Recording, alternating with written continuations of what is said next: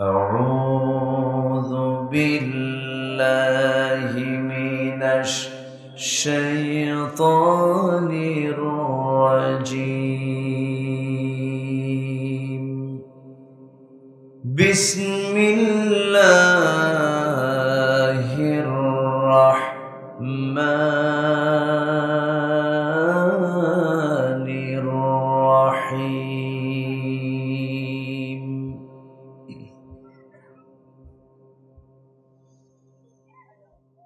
ومن أعرض عن ذكري فإن له معيشة ضنكا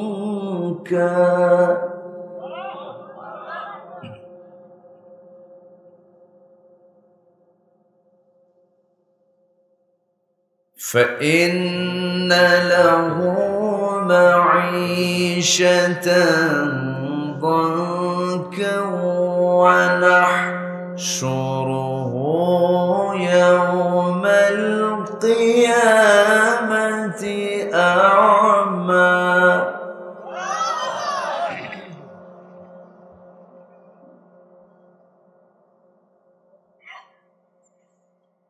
قال رب لم حشرتني أعمى وقد كنت بصيرا.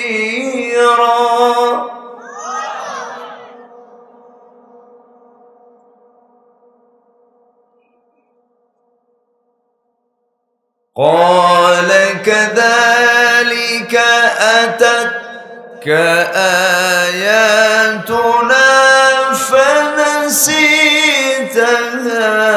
وكذلك اليوم تنسى.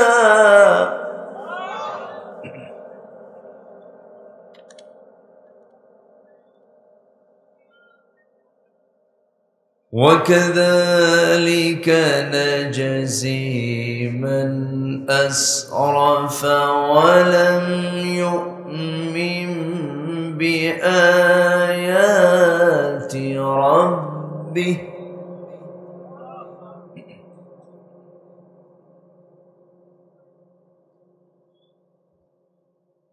ولعذاب الآخرة أشد وأبقى.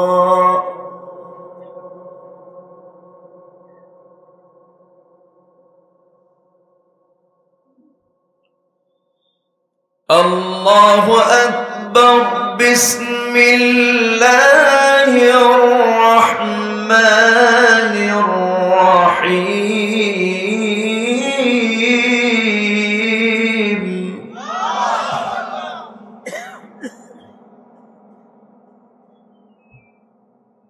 إن الله وملائكته يصلون على النبي.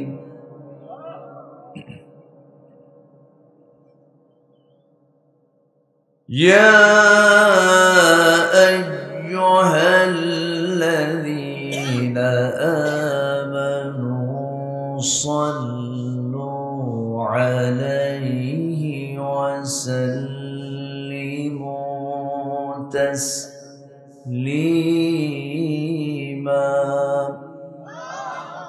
আমরা সবাই দরুদ ইব্রাহিম পড়ছি। আল্লাহুম্মা সাল্লি আলা মুহাম্মাদ ওয়া আলা আলি মুহাম্মাদ কামা সাল্লাইতা আলা ইব্রাহিম ওয়া আলা আলি ইব্রাহিম ইন্নাকা হামিদুম মাজিদ।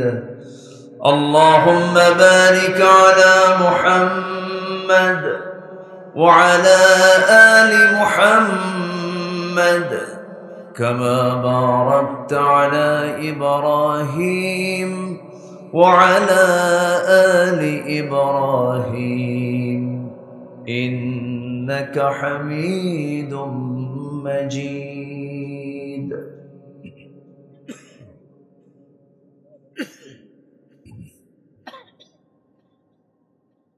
প্রাকৃতিক সৌন্দর্যের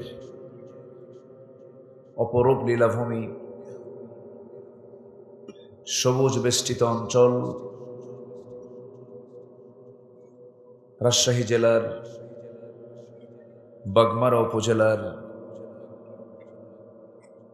দরগামারিয়া আল জামিয়াতুল ইসলামিয়া মাদ্রাসার উদ্যোগে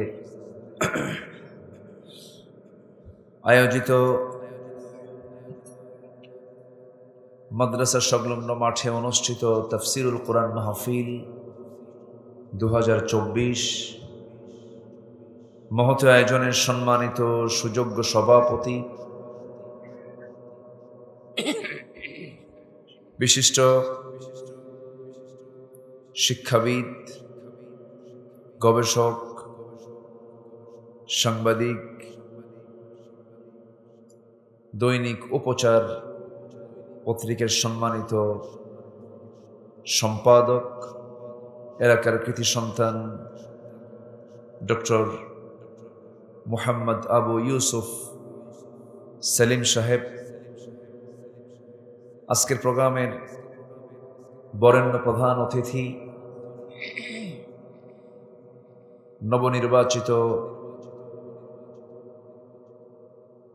রাজশাহী 4 নির্বাচনী আসনের মাননীয় সাংসদ, শিক্ষাবিদ, অধ্যক্ষ আবুল কালাম আজাদ,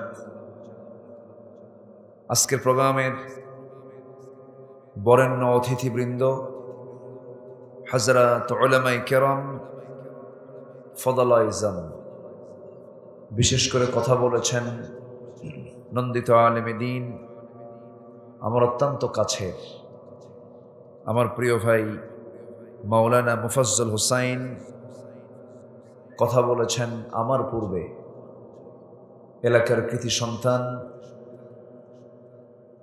নন্দিত আলেমে দ্বীন, খ্যাতনামা মুফাসসিরে কোরআন মুহতারাম মাওলানা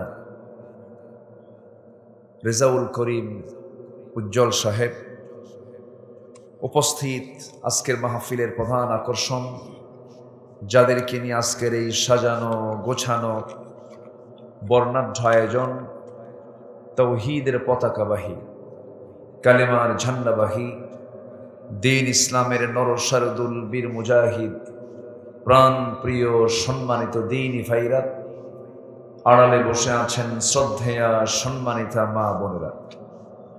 আলোচনার সূচনায় আনুষ্ঠানিকতার মধ্য দিয়ে আমার পক্ষ থেকে আবারও দিল খোলা সালাম, আসসালামু আলাইকুম ওয়া রাহমাতুল্লাহি তাআলা ওয়া বারাকাতুহু। সবাই কেমন আছেন? জি, আমাকেও প্রশ্ন করে ফেললেন, এটাই তো মুহাব্বতের লক্ষ্য। আল্লাহ তাআলা তো আমাকে আপনার কাতারেই রেখেছেন, বলি আলহামদুলিল্লাহ। সারাদিনের স্বকর্মের ব্যস্ততা পাড়ি দিয়ে রাতের আধারে যখন আল্লাহ তাআলা ওয়াজআলনাল লাইলা লিবাসা, ঘুমের জন্য যখন করেছেন রাতকে, সেই ঘুমের সাগরে আমরা হাবুডুবু না খেয়ে আল্লাহর মুহাব্বতে, আল্লাহর দ্বীন শোনার জন্য জান্নাতের এমন একটি টুকরায়, স্বর্গীয় পরিবেশে যিনি আমাকে আপনাকে কবুল করেছেন, সেই মহান মনিবের দরবারে আমরা সবাই লাখ কোটি সেজুদ শুকর আদায় করি, বলে উঠছি আলহামদুলিল্লাহ। আবারও বলছি আলহামদুলিল্লাহ। চিৎকার মেরে বলছি আল্লাহুম্মা ইন্নী আসআলুকা আল হুদা ওয়াত তুকা ওয়াল আফাফা ওয়াল গিনা। সবাই বলি আল্লাহুম্মা লাকা আসলামতু ওয়াবিকা আমানতু ওয়া আলাইকা তাওয়াক্কালতু ওয়া ইলাইকা আনাবতু ওয়া বিকা খাসামতু। আমরা আল্লাহ তাআলার শুকর আদায় করে নিলাম। সম্মানিত হাজিরিন,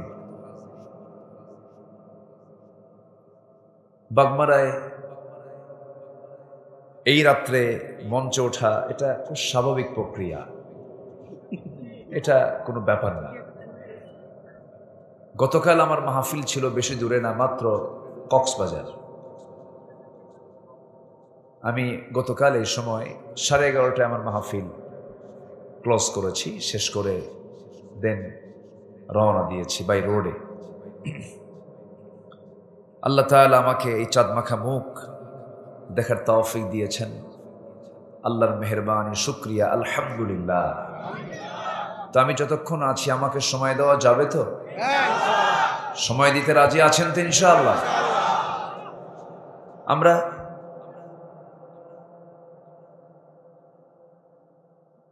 এমন একটা দেশের নাগরিক যে দেশটা খুব সম্ভাবনাময়,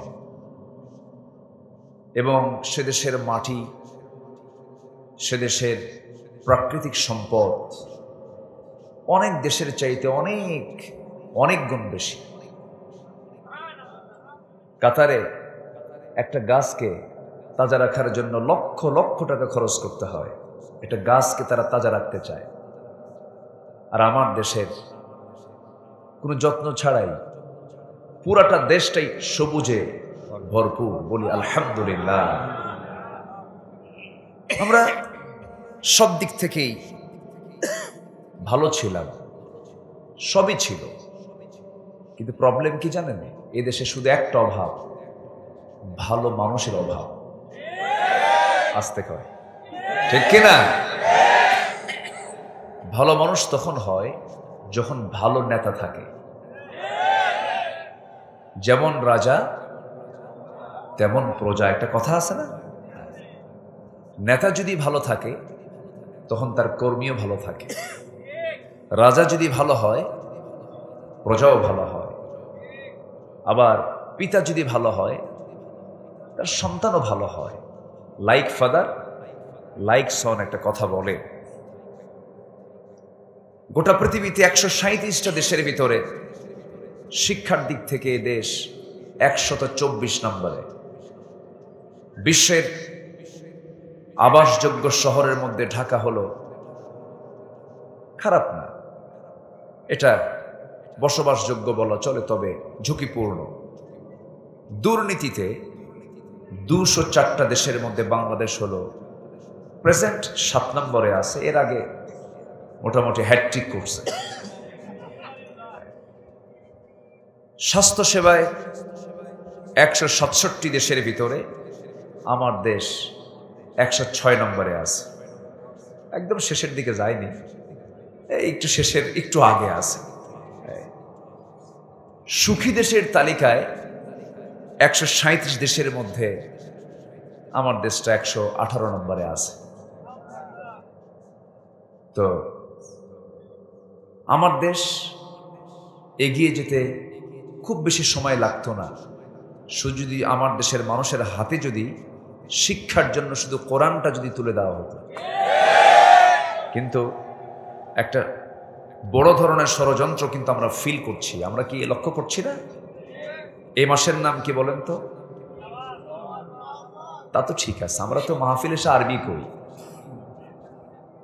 এই মাসটা শুরু হয়েছে, এই যে এখন কি ঝড় হয় বলেন, এসো হে বৈশাখ, না?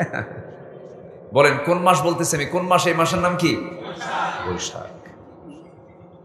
বৈশাখ সারা বছর যদি আপনি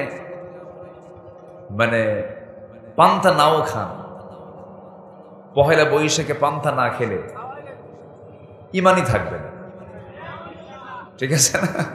ইমানই থাকবে না। আচ্ছা, গরিবের পান্তা তারা কি এক সকাল না সব সকাল? সব সকাল। যারা সারা বছর না খায়া পহেলা বৈশাখে খাও, এটা গরিবদের সঙ্গে একটা তামাশা, ঠিক কিনা? তামাশা এটা। সম্মানিত ভাইয়েরা, মঙ্গল শোভাযাত্রা, পেঁচার বাহন, লক্ষ্মী পেঁচা, আরো কত কি আমরা দেখতে পাই, যেগুলো সংস্কৃতির সাথে মুসলমানদের সংস্কৃতির কোনো সম্পর্ক নাই। এমনকি ইভেন আমার পাশে যিনি বসে আছেন তিনি একজন গবেষক, বাঙালি জাতির সাথেও এই সংস্কৃতির কোনো সম্পর্ক নাই। এগুলো কোথা থেকে যে আমদানি হয়েছে আল্লাহ জানে। খুব বেশি দিন আগেও এগুলো ছিল না।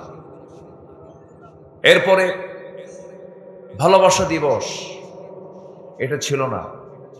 1 এপ্রিল, এগুলো ছিল না। এগুলো কিছু বদমাইশ আমদানি করছে। কিছু বদমাইশ কি করেছে? আমদানি করেছে।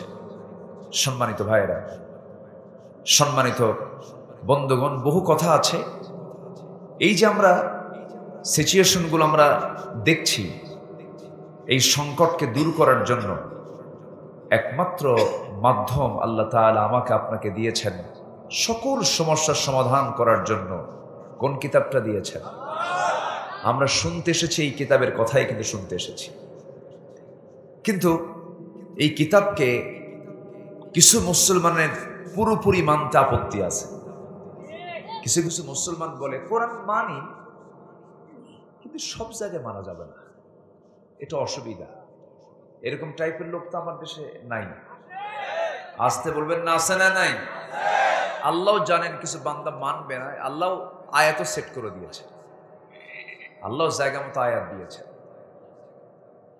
আল্লাহ রাব্বুল আলামিন বলেন, আফাতুমিনুনা বিবা'দিল কিতাবি ওয়া তাকফুরুনা বিবা'দ। তুমি কিতাবের কিছু অংশ মানবে, কিছু অংশ মানবে না। ফলাফল হলো ইল্লা খিজিয়ুন ফিল হায়াতিদ দুনিয়া। দুনিয়ার জিন্দেগিতে তুমি লাঞ্ছিত হবে, তুমি বঞ্চিত হবে, তুমি ঘৃণিত হয়ে যাবে, তোমার কোনো মান সম্মান থাকবে না। ওয়া হুয়া ফিল আখিরাতি মিনাল খাসিরিন। আখিরাতের জিন্দেগিতে খুসরানদের অন্তর্ভুক্ত হয়ে যাবে, ক্ষতিগ্রস্ত হয়ে যাবে। এই যে আজকে গোটা পৃথিবী জুড়ে 750 কোটি মানুষের ভিতরে প্রায় 200 কোটি মুসলমান, প্রতি 4 জনে একজন মুসলমান। 57টি মুসলিম রাষ্ট্র গোটা পৃথিবী জুড়ে। খনিজ সম্পদ সবচেয়ে মুসলমানদের বেশি, প্রাকৃতিক সম্পদ মুসলমানদের বেশি। সবকিছু সম্পদ, সংখ্যা, সবকিছু মুসলমানদের ইতিপূর্বে সকল সময়ের চাইতে বেশি থাকার পরেও, নিকটবর্তী সময়ে বেশি থাকার পরেও আজকে গোটা পৃথিবী জুড়ে সবচাইতে নির্যাতিত একটা জাতি, তার নাম কি বলেন? তার নাম কি? মুসলমান। মার খাচ্ছে কেন? আল্লাহ নিজেই তো বলছেন, কিছু অংশ মানবা, কিছু অংশ মানবা না। খিজিয়ুন ফিল হায়াতিদ দুনিয়া। দুনিয়ার জিন্দেগিতে তোমার লাঞ্ছনা আসবে, তুমি তিরস্কৃত হবে, অপমানিত হবে, লাঞ্ছিত হবে, বঞ্চিত হবে। তাই তো হচ্ছে। আল্লামা ইকবাল বহু আগে, কত আগে, 19 শতকের দিকে তিনি বলেছেন, ও জমানে মে মুআজ্জাজ থে হাম মুসলমা হোকর, और तुम खारे हुए तारिके कुरआन होकर। সে যুগের মানুষেরা কোরআনে কারীম কি ইত্তেবা করার কারণে, কোরআনে কারীমকে তাজিম করার কারণে, কোরআনে কারীমের আইন কানুনকে মেনে নেওয়ার কারণে গোটা পৃথিবীতে তারা শৌর্য বীর্যের চূড়ান্ত শিখরে অবস্থান করেছিল। আজকে মুসলমান জাতি কোরআনকে ছেড়ে দেওয়ার কারণে গোটা পৃথিবীতে আজকে লাঞ্ছিত জাতিতে রূপ নিয়েছে।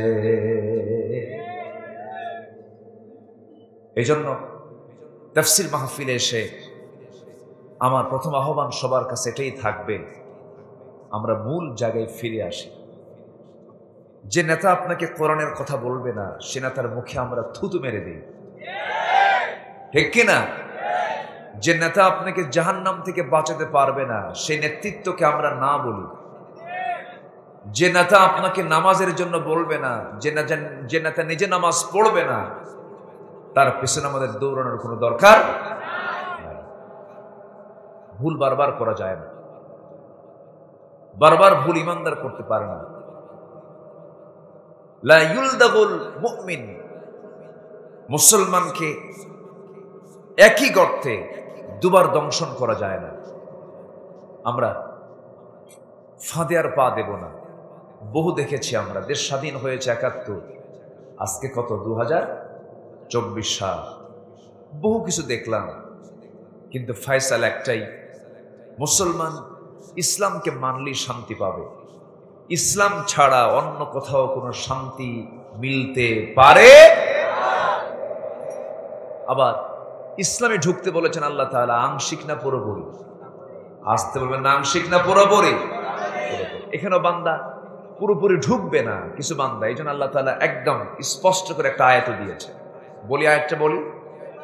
আল্লাহ রাব্বুল আলামিন বলেন, ইয়া আইয়ুহাল্লাযীনা আমানু দুখুলু ফিস-সিলমি কাফা ওয়া লা তাত্তাবিউ খুতুওয়াতিশ শাইতান ইন্নাহু লাকুম আদুউম মুবিন। জোরে বলুন আল্লাহু আকবার। ইসলামের ভিতরে পুরোপুরি দাখিল হয়ে যাও, আংশিক ঢুকবে, আংশিক ঢুকবে না তা হবে না, তোমাকে পুরোপুরি ইসলামকে মানতে হবে। আল্লাহ তাআলা এটাও সুন্দর করে স্পষ্ট করে দিয়েছেন।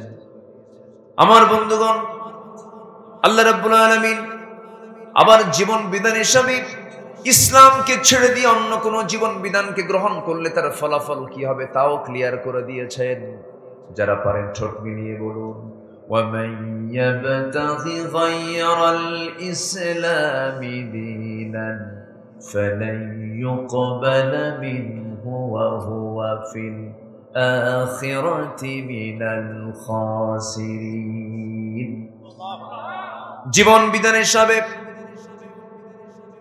দল হিসাবে, তন্ত্রমন্ত্র হিসাবে ইসলামকে ছেড়ে দিয়া যারা অন্য কোন দিনকে গ্রহণ করবে, অন্য কোন মতবাদকে গ্রহণ করবে, অন্য কোন ইসলামকে গ্রহণ করবে, ওই সমস্ত ব্যক্তির ব্যাপারে আল্লাহ রাব্বুল আলামিন সুস্পষ্ট কথা জানিয়ে দিচ্ছেন, ফালাই ইউকবালা মিনহু, তার কোন আমল আমার দরবারে কবুল হবে না।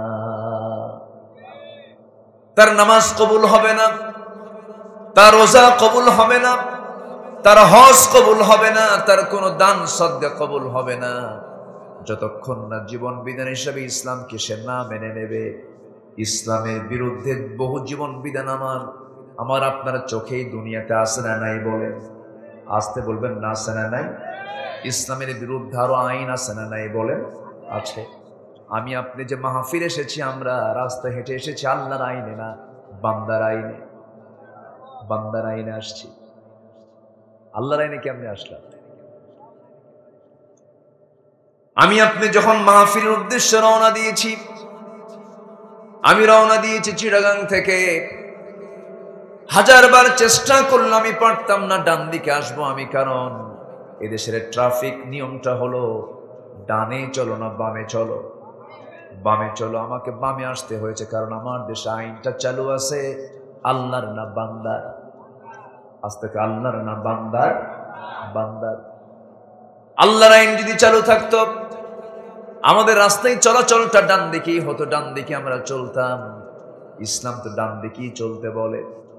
আমার বন্ধুগণ, এখন প্রশ্ন হলো, যদি কোনো বান্দা আল্লাহর আইনকে না মেনে অন্য কোন আইনকে মেনে নেয়, বিশ্বাস করে নেয়, তার ঈমান আছে না গেছে? এখন আমাদের উপরে চাপিয়ে দিয়েছে, সেটা ভিন্ন কথা, কিন্তু সে আইনকে কখনো মেনে নেওয়া যাবে? আসতে বলবেন না, মেনে নেওয়া যাবে? গোটা পৃথিবী জুড়ে ইসলামের বিরুদ্ধে ৭০ থেকে ৮০টি মানব রচিত মতবাদ আছে। গোটা পৃথিবীর ২১০টা দেশ, ২ শতাধিক দেশকে আপনি যদি রিসার্চ করেন, খুঁজে বের করতে চান কোন দেশে কোন আইনগুলো আছে, গোটা পৃথিবীতে আজকে ৭০ থেকে ৮০টি হিউম্যান ল আছে, মানব রচিত মতবাদ আছে। এই সমস্ত মতবাদগুলোর মূল লক্ষ্য হলো ইসলামকে দাবিয়ে রেখে সেই মতবাদকে তারা উপরে তুলতে চায়। আমার দেশে এমন মতবাদগুলো আছে না নাই? বলেন, আসতে বলবেন না, আছে না নাই?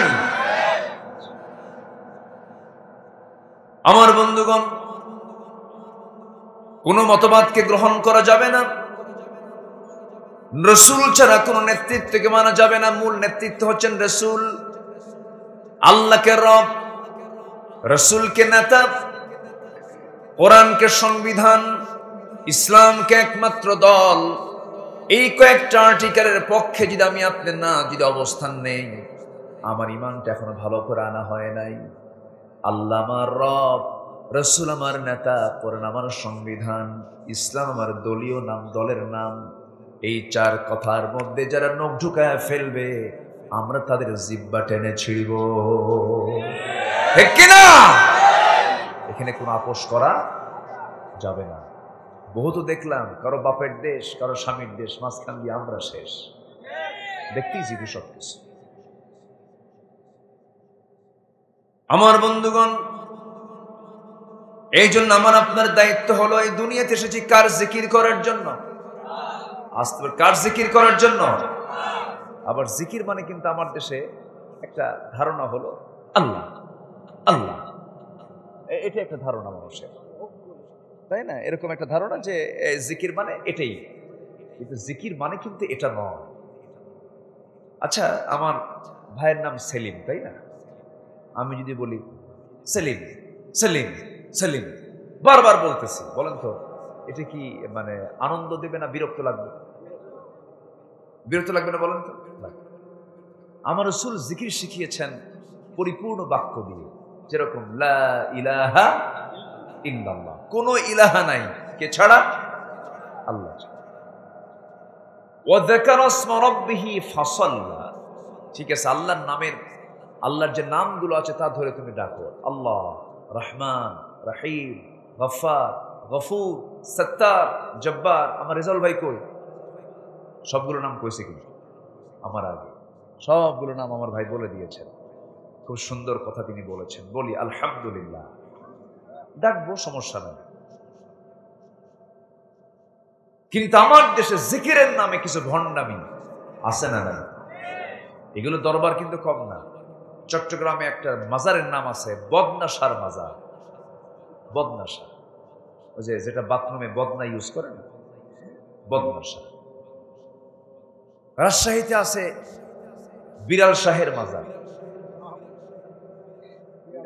বিড়াল দহ আছে না? বিড়াল বিড়াল বিড়াল দহের মাজার আছে না? তাহলে এখানে বিড়াল, ওখানে বদনা।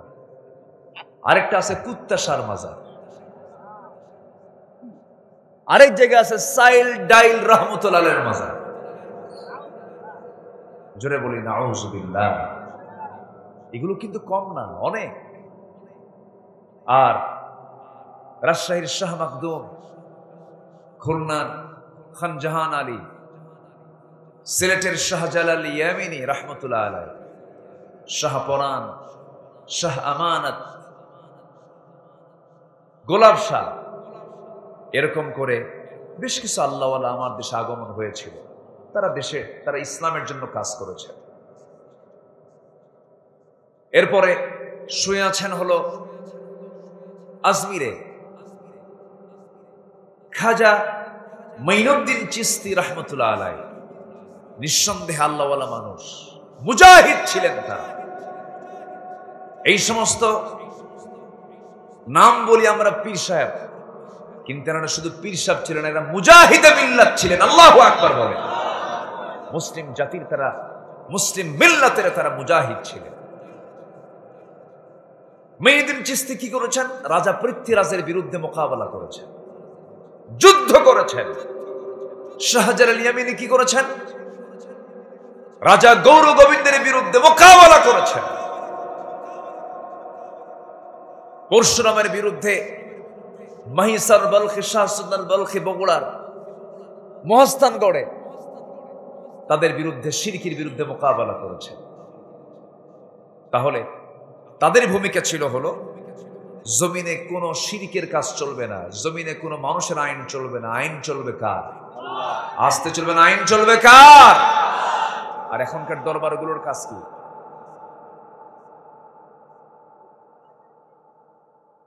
এখনকার দরবারগুলো ভণ্ডামি দিয়ে অধিকাংশ দরবারগুলো ভরে গেছে, ঠিক কিনা বলেন? এখন ওই মাজারগুলোতে দেখবেন কিছু পাগল বসে থাকে, পাগল তো না, পাগলের ভান ধরে বসে থাকে, জটওয়ালা গাজাওয়ালা, হ্যাঁ, এত গাজা খায়, মানে গাজার গন্ধে, গাজার ধোঁয়ায় মশা পর্যন্ত বিরক্ত। মশা কয় এত গাজা মানুষ খায়। মাথার চুল উস্কো খুস্কো, চিরুনি নাই, চিরুনি মাথায় যাই না, চুলে জট পাকতে পাকতে মহাজট, ওর মধ্যে উকুন থাকতে থাকতে উকুন পর্যন্ত বিরক্ত, কয় তেল। এই হলো বদমাইশি।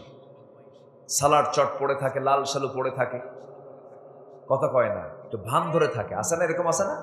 ভান ধরে থাকে, কথাও বলে না, কিন্তু বাবা, ও বাবা, কথা কর, এরকম একটা ভান ধরে, কিচ্ছু না, তাহলে 1.5 হাত লাঠির দরকার। আসতে বলে জোরে বলেন ঠিক কিনা?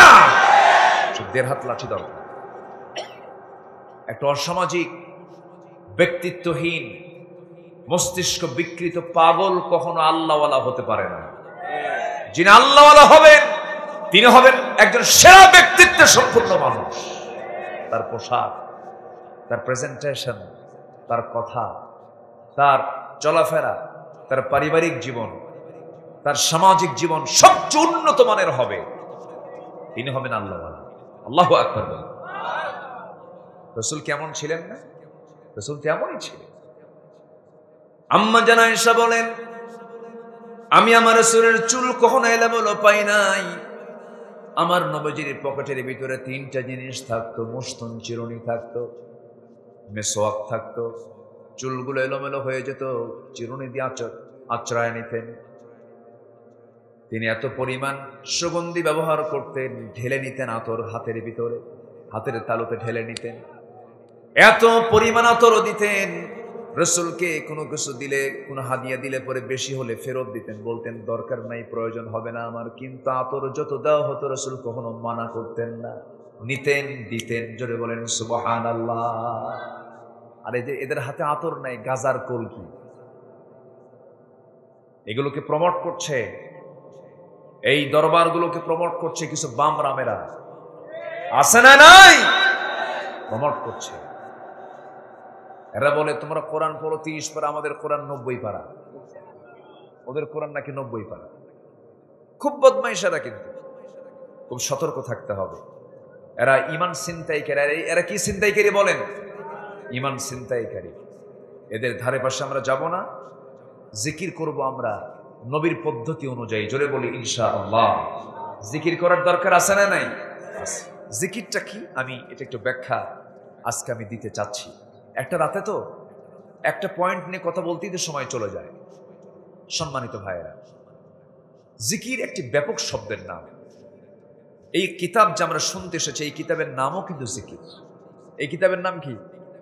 জিকির। জিকির, এই কিতাবের নামও একটা কি বলেন? জিকির। আল্লাহ রাব্বুল আলামিন বলেন, ফাআইনা তাযহাবুন ইন হুয়া ইল্লা যিকরুল লিল আলামিন লিমান শাআ মিনকুম আন ইয়াস্তাকিম ওয়া মা তাশাউনা ইল্লা আন ইয়াশা আল্লাহু রাব্বুল আলামিন। আল্লাহ রাব্বুল আলামিন বান্দাকে প্রশ্ন করছেন, ফাইনা তাযহাবুন, কোথায় দৌড়াও, কোথায় লাফাও? জিকির করতে করতে পায়জামা থাকে না, জিকির করতে করতে লাফ মেরে আম গাছে ওঠে, জাম গাছে ওঠে, ভুল করে বড়ই গাছে ওঠে না। বড়ই গাছে কাটা আছে, হুঁশটা ঠিকই আছে, আছে না নাই?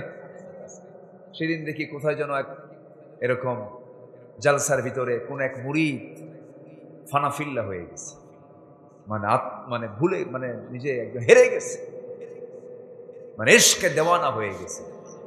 হঠাৎ করে লাফ মেরে দেখি এরকম লম্বা প্রায় 20 ফিট 15 ফিট উঁচা চিকন বাঁশের আগায় যে বসে আছে, মানে জিকিরের ঠেলায় একদম বাঁশের আগায়।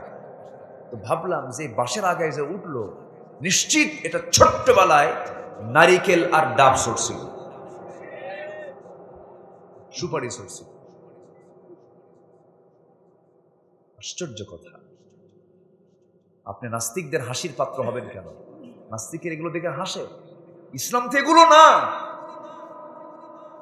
ইসলাম বাস্তব ভিত্তিক একটি জীবন বিধান। আল্লাহু আকবার বলেন। লা রুহবানিয়াতা ফিল ইসলাম। ইসলামে কোনো বৈরাগ্যবাদ নাই, কোনো বৈরাগ্যের স্থান ইসলামে নাই। এক সাহাবী বলছেন, ইয়া রাসূলুল্লাহ, আমার মন চায় আমি খোজা হয়ে যাই, পুরুষত্ব নষ্ট করে ফেলি। মন চায় আমি স্ত্রীকে ছেড়ে দেই, বনে চলে যাই, হেরে যাই, আল্লাহর প্রেমে মশগুল হয়ে যাই। রাসূল মুস্কি হাসি মেরে বললেন, সাহাবী তুমি কি বলো? এগুলো পাগলামি কথা, ইসলামে এগুলো নাই। আমার নবীজি বলে দিলেন, বিয়ে আমার সুন্নাহ, সন্তানের মুখে খাবার তুলে দেওয়া সুন্নাহ, সমাজ জীবনে বসবাস করা আমার সুন্নাহ। ইসলামে কোনো বৈরাগ্যের স্থান নাই। আমার উম্মতের বৈরাগ্য হলো জিহাদের ময়দান। ঠিক কিনা? আমার উম্মতের বৈরাগ্য কি? জিহাদের ময়দান। সম্মানিত ভাইয়েরা, আমি সূরা তাহা থেকে, কোন সূরা বলেন তো? তাহা। সূরা তাহা থেকে আমি 20 নম্বর সূরা তাহা থেকে আমি 4 থেকে 5টা আয়াত আমি তেলাওয়াত করেছি। আল্লাহ তাআলা নিজে ওয়াদা করছেন, যারা আমার জিকির থেকে নিজেকে গুটিয়ে রাখবে, আমি তাদের জন্য দুনিয়ার জীবনকে সংকীর্ণ করে দেব। তাহলে জিকির করার দরকার আমাদের আছে না নাই বলেন তো? আসতে বলবেন না, আছে না নাই? জিকিরের 4টা অর্থ আছে। জিকিরের কয়টা অর্থ আছে? 4টা অর্থ আছে। আমি সংক্ষিপ্তভাবে আমি বলতে চাচ্ছি, সবাই থাকবেন তো ইনশাআল্লাহ? বলি আলহামদুলিল্লাহ, জোরে বলি আলহামদুলিল্লাহ। আমি খুবই খুশি যে আপনারা এত রাতে ধৈর্য নিয়ে আলোচনাগুলো শোনেন। বাংলাদেশের ম্যাক্সিমাম এলাকায় এই রাতে আপনি মাহফিলে একটা লোকও খুঁজে পাবেন, ম্যাক্সিমাম, এক্সেপ্ট বাগমারা। ইভেন আপনি যদি এই চাঁপাইনবাবগঞ্জেও যান, নাটোরের ওই সিংড়া বড়াইগ্রাম বনপাড়া ওই দিকেও যান, সিরাজগঞ্জেও যান, নওগাঁতে যান, নওগাঁ তো 10:30টায় মাহফিল শেষ। কিন্তু বাগমারার মানুষ তাদের এই শর্ট সময় আলোচনা পোষায় না, সারা রাত না হলে হয় ভালো। একদিকে এটা খুব ভালো কাজ, আলহামদুলিল্লাহ। কারণ সাধারণ মানুষ রাতের বেলা ঘুমাবে, আল্লাহওয়ালা রাতের বেলা জেগে জেগে আল্লাহর সঙ্গে মহব্বত করবে। বলি আলহামদুলিল্লাহ। রাত যত জাগে আল্লাহওয়ালার চোখ তত খোলে, ভালো লক্ষণ। ফজর যেন কাজা না হয়, মনে থাকবে তো সবার। ফজর কাজা হলে কিন্তু সব শেষ হয়ে যাবে, শেষ হয়ে যায়। জি আলহামদুলিল্লাহ, ফজরও শেষ, ফজর পর্যন্ত আলোচনা হয়, এরকমও শুনেছি। সম্মানিত ভাইয়েরা, তাহলে জিকিরের মোটামুটি কয়টা অর্থ বলেন তো? 4টা অর্থ। তাহলে একটা জিকিরের অর্থ কিন্তু আমরা জানলাম। জিকির মানে হলো কি তেলাওয়াত করা বলেন তো? বলেন কি তেলাওয়াত করা বলেন তো? কি তেলাওয়াত করা? কোরআনকে সবাই আমরা তেলাওয়াত করি। আজকে সকালে কারা কারা তেলাওয়াত করেছে? আমি হাত তুলতে বলবো না, হাত তুলেন। সবার কি হাত উঠবে? আসতে বলবেন না, উঠবে?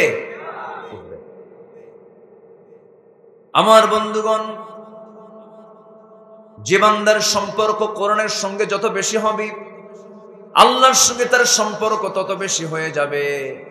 আর যে বান্দা কোরআন থেকে নিজেকে গুটিয়ে রাখবে, জিকির থেকে গুটিয়ে রাখবে, আল্লাহ বলছেন, ওয়ামান আ'রাদা আন যিকরি ফাইন্না লাহু মাঈশাতান দানকা ওয়া নাহশুরুহু ইয়াওমাল কিয়ামাতি আ'মা।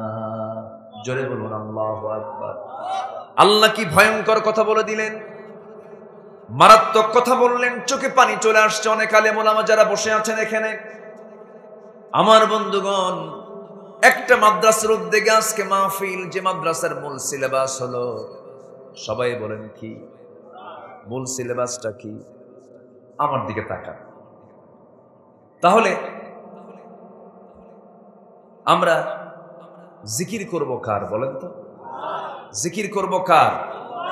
কিসের জিকির করব বলেন তো? কোরআনের জিকির। কোরআনটা সুন্দর করে পড়বো আমরা। যে মাদ্রাসার আজকে মাহফিল, এই মাদ্রাসায় এই কোরআনের জিকিরটা আছে না নাই বলেন তো? আচ্ছা, আমার ভাইজান একটা কথা বলেছেন, মানুষ যখন মারা যায় ইনকাতা আমালুহু, সমস্ত আমলের সমস্ত দরজাগুলো বন্ধ হয়ে যায়, শুধুমাত্র 3টা দরজা খোলা থাকে।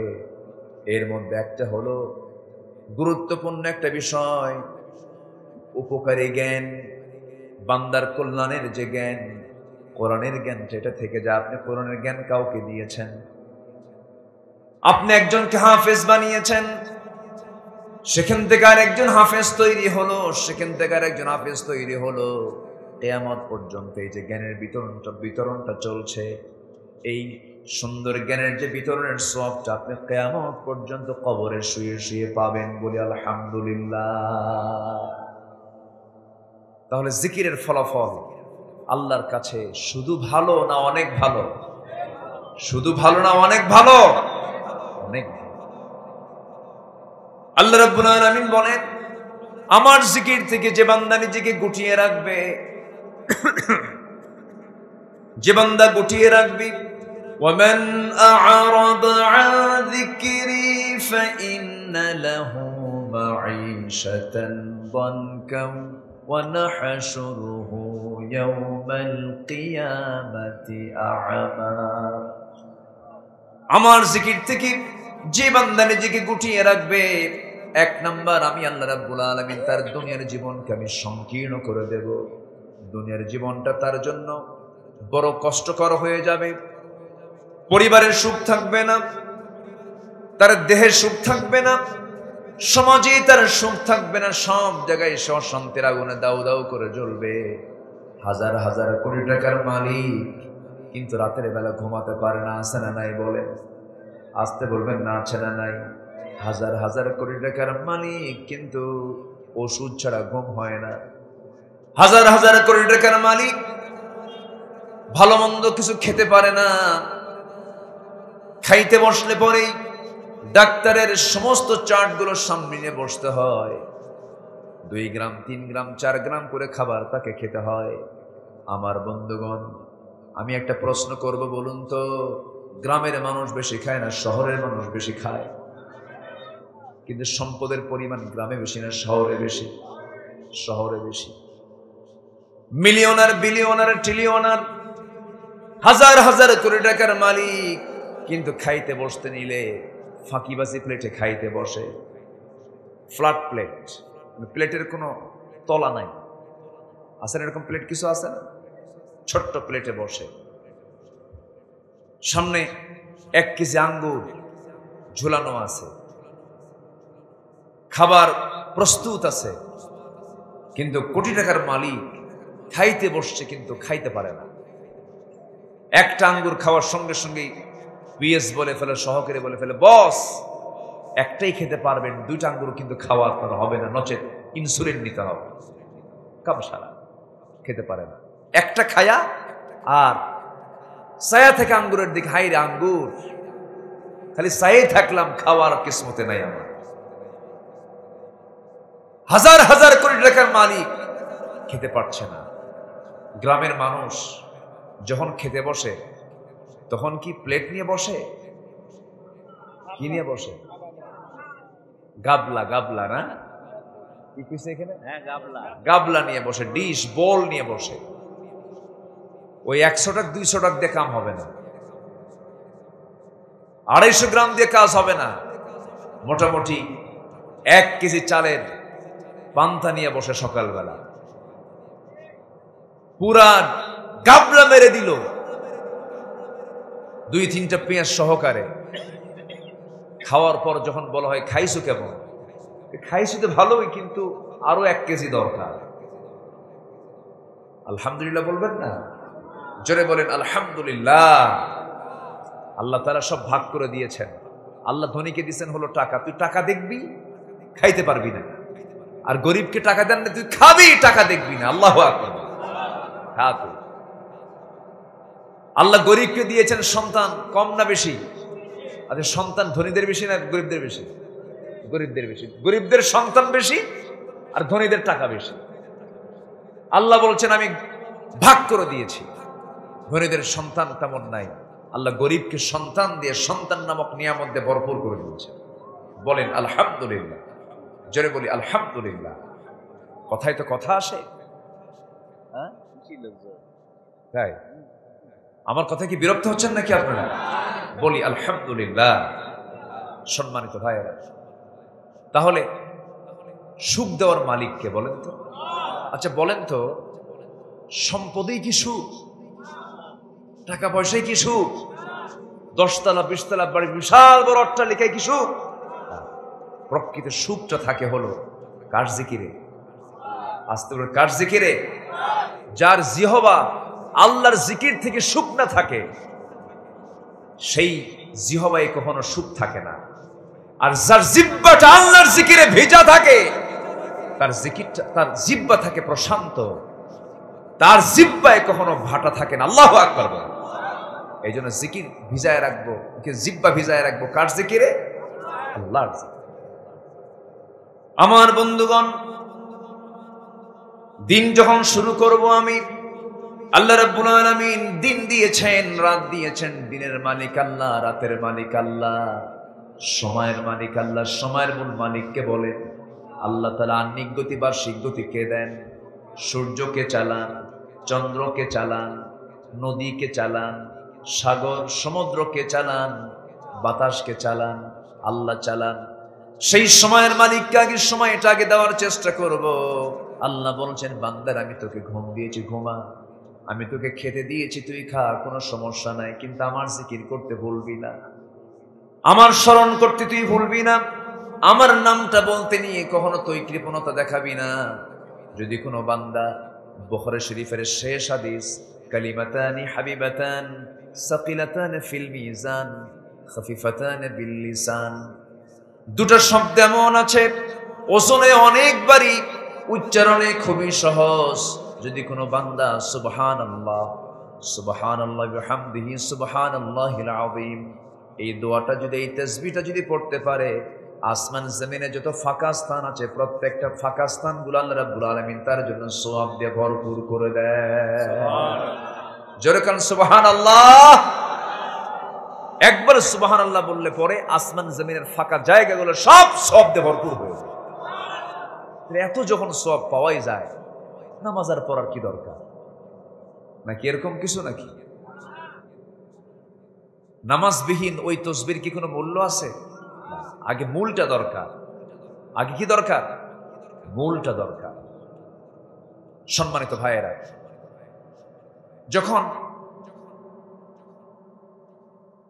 এই যে ধান, এই এলাকায় এখন ধানের মৌসুম না? ধান তো লাগানো শেষ মনে হয়। এই ধানটা লাগাইছে কোন মৌসুমে, কোন মাসে বলেন তো? হ্যাঁ, মাঘ ফাল্গুনে। আর কাটবেন কোন সময়? বৈশাখ জ্যৈষ্ঠ। মাঘ ফাল্গুনে কৃষকের চিন্তা হলো আমাকে জমিতে ধান লাগাতেই হবে। এটা প্রিপারেশন থাকে, কিন্তু এটা প্রস্তুতি কিন্তু থাকে।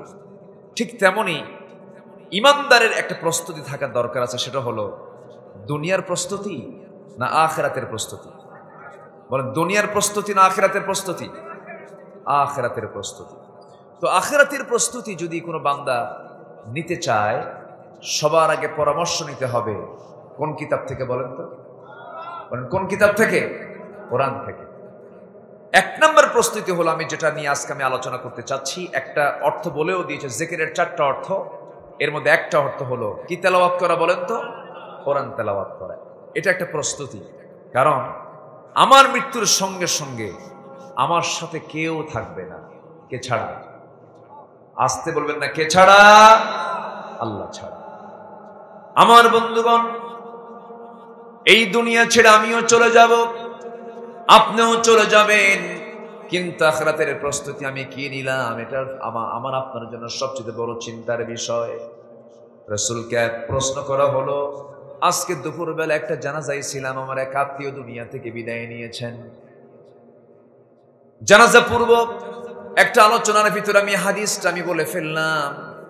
রাসূলকে প্রশ্ন করা হলো, মান আকিয়াসুন নাস ওয়া হাজামুন নাস ইয়া রাসূলুল্লাহ, হে রাসূল আপনি বলুন সবচেয়ে চালাক লোকটাকে, সবচেয়ে বিচক্ষণ লোকটাকে? রাসূল বলে ফেললেন, ক্বালা আকসারুকুম যিকরাল লিল মাউতি ওয়া আকসারুহুম ইস্তিআদাদা। বান্দার মধ্যে সেই বান্দাই সবচাইতে বিচক্ষণ এবং চালাক, যে লোকটা বারবার মৃত্যুর কথা স্মরণ করে, বারবার মৃত্যুর কথা স্মরণ করে। এটা একটা প্রস্তুতি, কারণ যে বান্দা মৃত্যুর চিন্তা মাথায় বারবার নিয়ে আসবে, সেই বান্দার মুখ থেকে কখনো মিথ্যা কথা আসতে পারে না, গীবত আসতে পারে না, সেই বান্দার চিন্তায় কখনো ঠকানোর চিন্তা আসতে পারে না, সে বান্দার কখনো ওজনে কম দর চিন্তা মাথায় আসতে পারে না। একমাত্র মৃত্যু চিন্তা মানুষকে আল্লাহওয়ালা বানায়া দেয়, ঠিক কিনা? কি বানায়া দেয়? আল্লাহওয়ালা বানায়া দেয়। আমার বন্ধুগণ, একটু কান লাগিয়ে কথাগুলো শুনি আমরা। আমার নবীজি একদিন সাহাবে কেরামকে নিয়ে বয়ান করতে নিয়ে বলছেন, মাদ-দুনিয়া ফিল আখিরাতি ইল্লা মিসলুন। আখিরাতের তুলনায় দুনিয়াটা খুবই নগণ্য। এই কথা বলে রাসূল বললেন, শোনো, যদি কোনো বান্দা সমুদ্রের ভিতরে যদি তার আঙ্গুলটা ঢুকায় দেয়, আঙ্গুল ঢুকায় দেওয়ার পর আঙ্গুলটা সেই সমুদ্র থেকে তোলার সঙ্গে সঙ্গে আঙ্গুলের আগায় যে 2 ফোঁটা 1 ফোঁটা যে পানিটা উঠে আসে, সমুদ্র থেকে যে পরিমাণ পানিটা উঠে আসলো 1 ফোঁটা 2 ফোঁটা, আখিরাতের তুলনায় দুনিয়াটা হলো ওই 2 ফোঁটা পানির সমান। আল্লাহু আকবার বলে। অর্থাৎ কিচ্ছুই না, নগণ্য। এই দুনিয়া ছেড়ে আমাকে আপনাকে যেতেই হবে। আমার রাসূল একদিন মদিনার রাস্তা দিয়ে চলছিলেন, এমন সময় তিনি দেখতে পেলেন রাস্তার পাশে একটা মরা ছাগল পড়ে আছে। সহিহ হাদিসের বর্ণনা। মরা ছাগল দেখলেন, নবীজি মরা ছাগলটার কানটা ধরলেন, কানটাও তার কাটা কান, খুঁতওয়ালা কান। রাসূল বলছেন, শোনো সাহাবীরা, এই যে ছাগলটা মরে আছে, কেউ টাকা দিয়ে কিনবা নাকি? না হুজুর, কেউ টাকা দিয়ে ছাগল কিনবে না, ছাগল তো মরে গেছে এই জন্য কিনবে না। এরপরে আবার খুঁতওয়ালা ছাগল যার কানটা কাটা। রাসূল বলেন, তোমরা কি জানো এই দুনিয়ার মূল্য আমার আল্লাহর কাছে এই মরা ছাগলের চাইতেও কম? এই দুনিয়া ছেড়ে আমরা সবাই চলে যাব, কিন্তু মানুষের ভিতরে কিছু চাহিদা আছে, ডিমান্ড আছে। রাসূল বললেন, লাউ আন্না লিবনি আদম ওয়াদিয়ান মিন যাহাবিন আও ওয়াদিয়ান ফালাইয়ামলা ফাহুম ইল্লা তুরাব। রাসূল বলেছেন, যদি কোনো আদম সন্তানকে মাঠ ভর্তি স্বর্ণের স্তূপ দেওয়া হয়, যদি বলা হয় তুমি কি সন্তুষ্ট হয়েছো নাকি, সেই সময় বান্দা বলবে, আদম সন্তান বলবে, যদি আমার এরকম মাঠ ভর্তি আর একটা স্বর্ণের স্তূপ থাকতো আমার কতই না ভালো হতো। আদম সন্তানের চাহিদা, আদম সন্তানের ডিমান্ড কখনো ফুরাবে না যতক্ষণ না তার মুখে মাটি না পড়বে। এটা আদম সন্তানের একটা বৈশিষ্ট্য।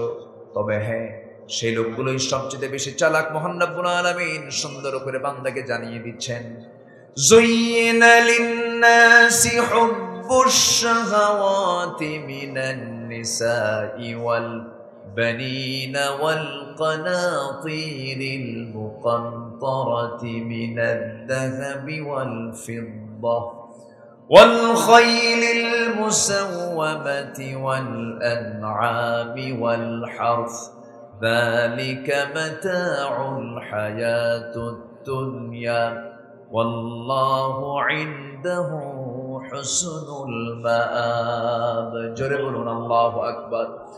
মানুষের জন্য আকর্ষণীয় করে দেওয়া হয়েছে 6টা জিনিসকে, নারীকে আকর্ষণীয় করা হয়েছে, এরপর সন্তানকে আকর্ষণীয় করে দেওয়া হয়েছে।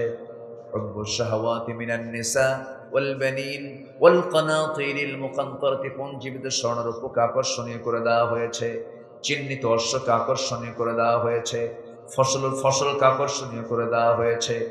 কিন্তু আল্লাহ রাব্বুল আলামিন বলছেন, বান্দারে, এগুলোকে তোমার জন্য আমি যদি আকর্ষণ করে দিয়েছি, তবে একটা জিনিস জেনে রেখে দিও, আল্লাহু ইনদাহু হুসনুল মাআব।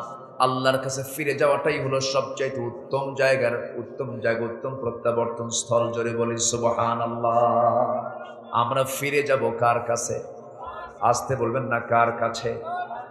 আল্লাহর কাছে যেমন ফিরে যাব, মুসলমান হয়ে ফিরে যেতে হবে, আল্লাহর জিকির করে ফিরে যেতে হবে, আল্লাহর দল করে ফিরে যেতে হবে, এবং নিজের জান এবং মালকে আল্লাহর পথে দেওয়ার মতো মানসিকতা নিয়ে আল্লাহর সামনে হাজির হতে হবে। কারণ আল্লাহ রাব্বুল আলামিন বলছেন, বান্দারে, আমি তোকে জান্নাত দেব, কিন্তু আমি তোর কাছ থেকে 2টা জিনিস নিতে চাই, একটা হলো জান, একটা হলো মাল। কে চাচ্ছেন এটা? আসতে বলবেন না, কে চাচ্ছেন? এমন আয়াত কোরআনে আছে না নাই? আসতে বলবেন না আছে না নাই? আছে। একটু কান লাগান। 1টা বাজে তো একটু কষ্ট হচ্ছে মনে হয় আপনাদের। আমি যে আয়াতগুলো বলতেছি বিরক্ত হচ্ছেন না তো? একটা বিষয় মাথায় রাখবেন, গ্রামে গঞ্জে অনেক সময় এই প্রবলেমটা হয়, কিন্তু আপনি যদি অর্থ নাও বুঝেন, যখন দেখবেন মাহফিলে যখন আসবেন তখন হাতের কড়া একটা করে গুনবেন যে হুজুর কয়টা করে আয়াত বললো, আপনি বুঝেন আর না বুঝেন, হাদিস কয়টা বললো, এটা শুনবেন। কারণ হাজারো দামি কথা হোক না কেন, যে কথার ভিতরে আয়াত নাই, হাদিস নাই, সেই কথার চুল পরিমাণ কোন বরকত মূল্য আমার আল্লাহর কাছে নাই। আল্লাহু আকবার বলেন। সম্মানিত ভাইরা, আল্লাহ তাআলা বলছেন, বান্দা তুই তো আমার কাছে আসবি, কিন্তু আমি তোর সঙ্গে তো আমার একটা কন্ট্রাক্ট হয়েছে, সেটা হলো তুই জান দিবি এবং মাল দিবি, আমি তোকে জান্নাত দেব। সুবহানাল্লাহ বলবেন না? সবাই কি জান দিতে রাজি আছেন? কি ট্রাকের তলে, বাসের তলে? এই জান দিতে হবে কার পথে? আসতে বলবেন না, কার পথে? আল্লাহর। কেন আল্লাহর পথে আপনি কেমনে দিবেন? যেমন করে দিয়েছেন সাহাবায়ে কেরাম, যেমন করে দিয়েছেন আপনি কেরাম, যেমন করে যুগে যুগে আল্লাহর পছন্দের গোলামরা জীবনকে কোরবান করে দিয়েছেন। ধরুন আজকের দুনিয়ার একটা আলোচিত একটা দেশ, যে দেশটার নাম হলো ফিলিস্তিন, যে দেশের নাম কি বলে? ফিলিস্তিন। বুকটা ফেটে যায়, বুকটা ফেটে যায়। আমার দেশের ক্লাস 10-এর সিলেবাসের বইয়ের ভিতরে, সামাজিক বিজ্ঞান বইয়ের ভিতরে ফিলিস্তিনের মানচিত্র না দেখায়া ইসরায়েলের মানচিত্র দেখায়। কত বড় গভীর ষড়যন্ত্র! ফিলিস্তিনের মানচিত্র নাই, সামাজিক বিজ্ঞান বইয়ের ভিতরে কিসের মানচিত্র? ইসরায়েলের মানচিত্র দেখানো হচ্ছে। ইসরায়েল কি বৈধ না অবৈধ? আসতে বলবেন না, বৈধ না অবৈধ? বৈধ। এই রমজানে মুসলমানদের রক্ত নিয়ে খেলেছে ইসরায়েলের বাচ্চা। মুসলমানদের প্রথম কিবলা বাইতুল আকসা, এই বাইতুল আকসা আজকে তারা অবরুদ্ধ করে রেখেছে। এই সমস্ত বাতিল ইহুদি, নাসারা, ইসলামের শত্রু যারা, তাদের বিরুদ্ধে আমাদের মোকাবেলা করার দরকার আছে না নাই? এই মোকাবেলায় যারা জান এবং মাল দিচ্ছে, আল্লাহ তাদের কি দিবেন? আল্লাহ তাদের কি দিবেন? জান্নাত দিবেন। সম্মানিত ভাইয়েরা, ফিলিস্তিন ইসরায়েল হামলা করে, আর আমার দেশের কিছু পেট্রোল হুজুর, পেট্রোল ডলার কিছু হুজুররা বলে যে ওদের এরকম করে অতর্কিত হামলা করার কি দরকার ছিল? যুগের পরে যুগ ইসরায়েল ফিলিস্তিনকে হামলা করছে, একটা কথা বলে না। সম্মানিত ভাইয়েরা, আল্লাহ তাআলা বলছেন, বান্দা তুই আমার পথে দিনকে বিজয়ী করার জন্য জান এবং মাল দিবি, আমি তোকে জান্নাত বুঝাই দেবো। যা, যেরকম সুবহানাল্লাহ। বাড়িতে গিয়ে আয়াতটা দেখবেন, সূরা তাওবার 111 নম্বর আয়াত। আল্লাহ রাব্বুল আলামিন বলেন, ইন্নাল্লাহা আশতারা মিনাল মুমিনিনা আনফুসাহুম ওয়া আমওয়ালাহুম বিআন্না লাহুমুল জান্নাহ ইউকাতিলুনা ফি সাবিলিল্লাহি ফায়াকতুলুনা ওয়া ইউকতালুন ওয়া'দান আলাইহি হাক্কান ফিত তাওরাতি ওয়াল ইনজিল। জোরে বলুন আল্লাহু আকবার। আল্লাহ রাব্বুল আলামিন মুমিনের জান এবং মালকে জান্নাতের বিনিময়ে কিনে নিয়েছেন। আর কি করবে? আল্লাহর পথে সংগ্রাম করবে, নিজেরা শহীদ হয়ে যাবে, অন্যকে দুনিয়া থেকে বিদায় করে দেবে। সাহাবায়ে কেরামদের মধ্যে কি আকাঙ্ক্ষা কাজ করেছে? একজন অন্ধ সাহাবীর কথা মনে হয়ে গেল। সেই অন্ধ সাহাবীর নাম হলো আব্দুল্লাহ ইবনে উম্মে মাকতুম রাদিয়াল্লাহু তাআলা আনহু। তিনি আমার নবীজির জীবদ্দশায় বদর দেখেছেন, উহুদের কথা শুনেছেন, খন্দকের কথা শুনেছেন। বহু সাহাবী অংশগ্রহণ করে শাহাদত বরণ করেছেন। যুদ্ধ যখন আসতো, এই অন্ধ সাহাবী নবীর কাছে গিয়ে বলতেন, ইয়া রাসূলুল্লাহ, আপনি আমাকে জিহাদের পারমিশন দিয়ে দেন, আমি জানমাল আল্লাহর পথে দিতে চাই, আমাকে জিহাদের পারমিশন দিয়ে দেন। আমার নবীজি বলতেন, ও আমার আব্দুল্লাহ সাহাবী, তোমার চক্ষু নাই, আমি তোমাকে অনুমতি দিতে পারবো না। নবীজি তার জীবন দশায় কোনোদিন তাকে জিহাদের অনুমতি পারমিশন দেন নাই। রাসূল ইন্তেকাল করলেন। রাসূল ইন্তেকাল করার পরে প্রথম খলিফা সাইয়েদনা আবু বকর সিদ্দিক রাদিয়াল্লাহু আমল, তাকেও তিনি বারবার বলেছেন আমাকে যুদ্ধের পারমিশন দেন, তিনিও তাকে পারমিশন দেন নাই। দ্বিতীয় খলিফা ওমর ফারুকের শাসন আমল চলছিল। কাদেসিয়ার যুদ্ধ যখন শুরু হয়ে যাবে, এই অন্ধ সাহাবী বুড়ো হয়ে গেছেন সেই সময়। দ্বিতীয় খলিফা ওমরের সামনে এসে দাঁড়িয়ে সাইয়েদনা ওমর ফারুক রাদিয়াল্লাহুকে লক্ষ্য করে বলছেন, খলিফাতুল মুসলিমিন আমিরুল মুমিনিন ওমর ফারুক রাদিয়াল্লাহু তাআলা আনহু, আমার কত বন্ধু জিহাদ করে জান মাল দিয়া জান্নাত কামায়া নিল, আজ পর্যন্ত আমার জান্নাত পাওয়া হলো না, আমি তো জান্নাত লাভ করতে পারলাম না। সাইয়েদনা ওমর ফারুক বলছেন, ও আমার ভাই আব্দুল্লাহ, আপনি কি বলতে চান বলুন। বদর দেখলাম, যেতে পারলাম না। উহুদের নাম শুনলাম, যেতে পারলাম না। খন্দকের নাম শুনলাম, সাদ ইবনে মুআজ শাহাদাত বরণ করলো। কত ভাই আমার জান্নাতে চলে গেল, আমি তো যেতে পারলাম না। আমিরুল মুমিনিন, শুনেছি কাদেসিয়ার যুদ্ধের ডাক এসেছে, আপনি আমাকে একটু পারমিশন দিবেন, আমি যুদ্ধের ময়দানে যাব। সাইয়েদনা ওমর ফারুক বললেন, ও আব্দুল্লাহ ইবনে উম্মে মাকতুম, আমি আপনাকে কেমন করে পারমিশন দেব, কারণ আপনার তো চোখই নাই। রাসূল আপনাকে যুদ্ধের পারমিশন দেন, আমি আপনাকে দিতে পারবো না। সঙ্গে সঙ্গে অন্ধ সাহাবী বলছেন, ভাই ওমর, আমি জানি আপনি আমাকে কেমনটা প্রশ্ন করবেন, আমার চোখ নাই, কিন্তু আমি আপনার জন্য উত্তর প্রস্তুত করেছি। উত্তরটা হলো, যদি আমার চোখ নাই, কিন্তু যুদ্ধের ময়দানে সবাই তো যুদ্ধ করতে যায় না, তরবারি চালায় না সবাই। কেউ তাবু পাহারা দেয়, কেউ রান্না বান্নার দায়িত্ব পালন করে, কেউ খাবারের ডিপার্টমেন্ট দেখে, কেউ কালিমার ঝান্ডা হাতে নিয়ে সামনে দাঁড়ায় থাকে। আমি কোনো ডিপার্টমেন্টে যেতে চাই না, অন্তত আপনি আমাকে যুদ্ধের পারমিশন দিয়ে দেন। আমি অন্ধ মানুষ, আমার হাতে যেন সবাই কালিমার ঝান্ডাটা যেন আমার হাতে তুলে দেয়, কালিমার পতাকা যেন আমার হাতে তুলে দেয়। আমি কালিমার পতাকা নিয়ে যুদ্ধের ময়দানে সবার সামনে আমি ঝান্ডাটা হাতে নিয়ে, নিশানটা হাতে নিয়ে আমি দাঁড়ায় থাকবো।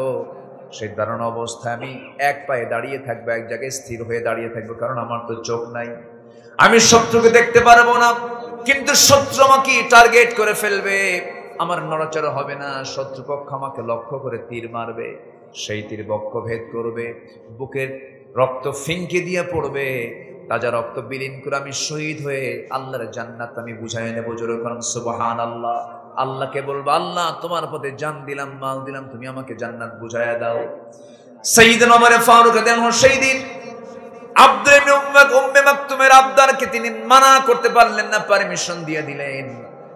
ইতিহাসে পাওয়া যায়, কাদেসিয়ার যুদ্ধে সন্দ সাহাবী অংশগ্রহণ করে তিনি শাহাদাত বরণ করে আল্লাহর জান্নাতে চলে গেছেন। জোরে কোন সুবহানাল্লাহ, সুবহানাল্লাহ।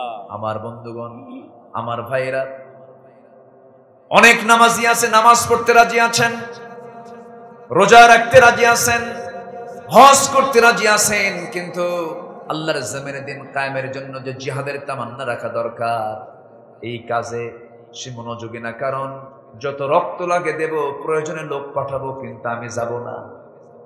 এরকম লোক মনে হয় বাংলার জমিনে নাই। আসতে বলবেন না, আছে না নাই? আছে না নাই? দিন কায়েমের জন্য যদি আমার নবীর দেহ থেকে রক্ত ছড়াতে হয়, আমার নবীর মতো মহামানবকে যদি বাড়ি ছাড়তে হয়, মামলা খেতে হয়, হামলা বরণ করতে হয়, পাহাড়ের গুহায় লুকিয়ে থাকতে হয়, আমার মতো নবীর মাথায় যদি আঘাত করা হয়, রক্তাক্ত করা হয়, সেই আল্লাহর জমিনে দিন কায়েমের জন্য আমার আপনার জন্য শরীর থেকে রক্ত ছড়ানোর দরকার আছে না নাই? আসতে বলবেন না, আছে না নাই? আমরা যে জমিন অবস্থান করছি, সেই জমিনে কি আল্লাহর দিন কায়েম হয়েছে? সেই দিন কায়েমের জন্য যদি বুকের তাজা প্রাণ ঢেলে দিতে হয়, সবাইকে রাজি আছেন? রাজি আছেন কারা কারা? হাত উঁচু করে দেখান মুসলমান। আল্লাহু আকবার, আল্লাহু আকবার। আমার নেতা তোমার নেতা, বিশ্ব নবী মুস্তাফা। আমার নেতা তোমার নেতা, বিশ্ব নবী মুস্তাফা। আল কোরআনের আলো, ঘরে ঘরে আলো। আল কোরআনের আলো, ঘরে ঘরে আলো। জোরে বলি আমিন, আরো জোরে আমিন। সম্মানিত ভাইয়েরা, সম্মানিত বন্ধুগণ, মুনাফিক চিহ্নিত হয়েছে নামাজে নয়, মুনাফিক চিহ্নিত হয়েছে দান সদকায় নয়, মুনাফিক চিহ্নিত হয়েছে পোশাকে নয়, মুনাফিক চিহ্নিত হয়েছে যুগে যুগে জিহাদের ময়দানে, মাঠে ময়দানে কারা কাজ করেছে আর কারা কাজ করে না। একই আলেম, কিছু আলেম জেলখানায় তাদের খাবার জোটে, আবার একই আলেম একই কোরআন হাদিস পড়েছে, তারা সরকারের টাকায় তারা হজ করতে যায়। আসতে বলে, আসতে বলে, ঠিক কিনা বলেন?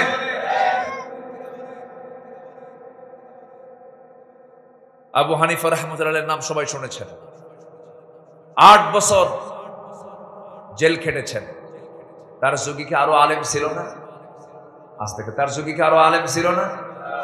কিন্তু আবু হানিফার মৃত্যু হয়েছে বাড়িতে না জেলখানায়? বাড়িতে না জেলখানায়? জেলখানায়। কত বড় আলেম তিনি ছিলেন! আল্লাহু আকবার। তিনি বলেছেন, ইদা সাহহাল হাদিস ফাহুয়া মাযহাবি। কি উদার চিত্তের কথা! তুমি যদি কোনো সহিহ হাদিস পেয়ে যাও, এটাই আমার মাযহাব। আল্লাহু আকবার বলেন। আবার না বুঝে অনেকে আবু হানিফা রাহমাতুল্লাহকে গালিগালাজ দেন, না বুঝে, না জেনে, অথচ তার কথা প্রসিদ্ধ কথা, ইদা সাহহাল হাদিস ফাহুয়া মাযহাবি। যখন তুমি কোনো হাদিস সহিহ পেয়ে যাবে, ওটাই আমার মাযহাব। আল্লাহু আকবার বলেন। কোন আলেম কখনো কৃপণ হতে পারে না, কিন্তু আমার দেশে উদার আলেমের পরিমাণ বেশি না কৃপণ আলেমের পরিমাণ বেশি? আলেমের মুখের ভাষা দেখে মনে হয় কি জানেন? কিছু আলেমের মুখের ভাষা দেখে মনে হয় সুইপারদের মুখের ভাষার মতো। ঠিক কিনা? নোংরা আছে না ভাষা? কি নোংরা ভাষায় কথা বলে! একজন বড় আলেম কখনো এই জাতীয় কথা বলতে পারে না যে ও কি জানে, ও মূর্খ, ওর কি এলেম কালাম আছে। এই জাতীয় কথা একজন গভীর জ্ঞানী আমলওয়ালা একজন আলেম কখনো বলতে পারে না। ঠিক কিনা? করতো কোনো এলেমই নাই, ও জাহেল, ও মূর্খ। এই জাতীয় কথাগুলো একদম পাবলিক প্লেসে বলে ফেলে। হ্যাঁ, আপনি তাকে ভুল পাচ্ছেন, আপনি তাকে কাছে ডাকেন, পার্সোনালি আপনি তাকে ইনফর্ম করেন, তাকে আপনি তথ্য দেন, আপনি তাকে জানান, বলেন, বুঝান। কিন্তু একজন কয় গরু, আরেকজন কয় ছাগল। এই সমস্ত আচরণ আমার দেশের কিছু কিছু আলেমদের মুখ থেকে এগুলো কথাগুলো বের হয়, এটা অপ্রত্যাশিত, অকল্পনীয়। এটা আমরা কল্পনাও করতে পারি না। কিন্তু এই সমস্ত কথাগুলো কিছু কিছু আলেমদের মুখ থেকে বের হচ্ছে কিনা বলেন? এটা কি ইসলামের জন্য কল্যাণ না অকল্যাণ? কল্যাণ না অকল্যাণ? তারাবির নামাজ 8 রাকাত আর 20 রাকাত নিয়ে, এরপরে ফরজ নামাজের পরে মোনাজাত করার না করা নিয়ে, বেতের নামাজ 1 রাকাত আর 3 রাকাত নিয়ে, হাতে হাত বাঁধা, বুকে আর নাভিতে হাত বাঁধা নিয়ে, এই সমস্ত বিষয় নিয়ে আজকে বাহাস দরকার না সমাজে যাকাত চালু করে সুদ বন্ধ করার জন্য আন্দোলন করা দরকার?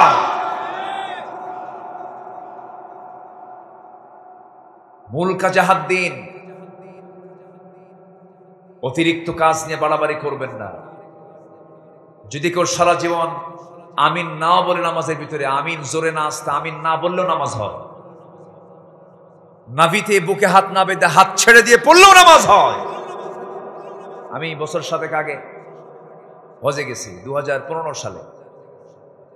ফার্স্ট সফর আমার 2009 সাল। 15 সালে আমি হজে গেছি। আমার সঙ্গে কিছু হাজি, জাস্ট আমার ফ্রেন্ড যারা ছিল, তো ওখানে কিছু মুসল্লি নামাজ পড়তেছে, নিয়ত বেঁধেছে, আল্লাহু আকবার বলে 2 হাত ছেড়ে দিয়ে বসে আছে। তা আমারে বলে যে হুজুর, এটা আবার কেমন নামাজ? ও তো নিয়তই বাঁধে নাই। তো বললাম, তুই কি এটা বাংলাদেশ পাইছিস নাকি? এ তো বাংলাদেশ না, গোটা পৃথিবীর সকল মুসলমান এসে এখানে নামাজ পড়ে। কেউ হাত বেঁধে নামাজ পড়ে, কেউ বুকে হাত বাঁধে, কেউ নাভিতে হাত বাঁধে, কেউ হাত বাঁধেই না, কেউ আমিন আসতে কয়, কেউ আমিন জোরে কয়। এটা ইসলামের সৌন্দর্য। যে যে সুন্নাহকে মানে, এটা নিয়ে গন্ডগোল করার কোনো কিছু না। ঠিক কিনা? বড় আফসোসের বিষয়, ওজন মাপে ওজন, এলেমের ওজন মাপে, ওর এলেম কতটুকু, ওর এলেম কতটুকু। বুঝবা, ধীরে ধীরে বুঝবা।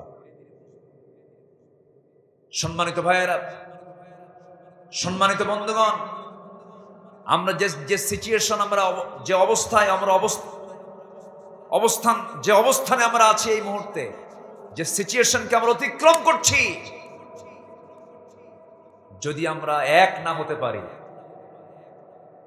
যদি আজকে মুসলমান যদি একটা ঐক্যের প্ল্যাটফর্মে না আসতে পারে, আমরা কোন প্রজন্মকে, আমরা আমাদের প্রজন্মকে কোন জাতির সামনে, কাদের সামনে রেখে যাচ্ছি, বড় চিন্তার বিষয়।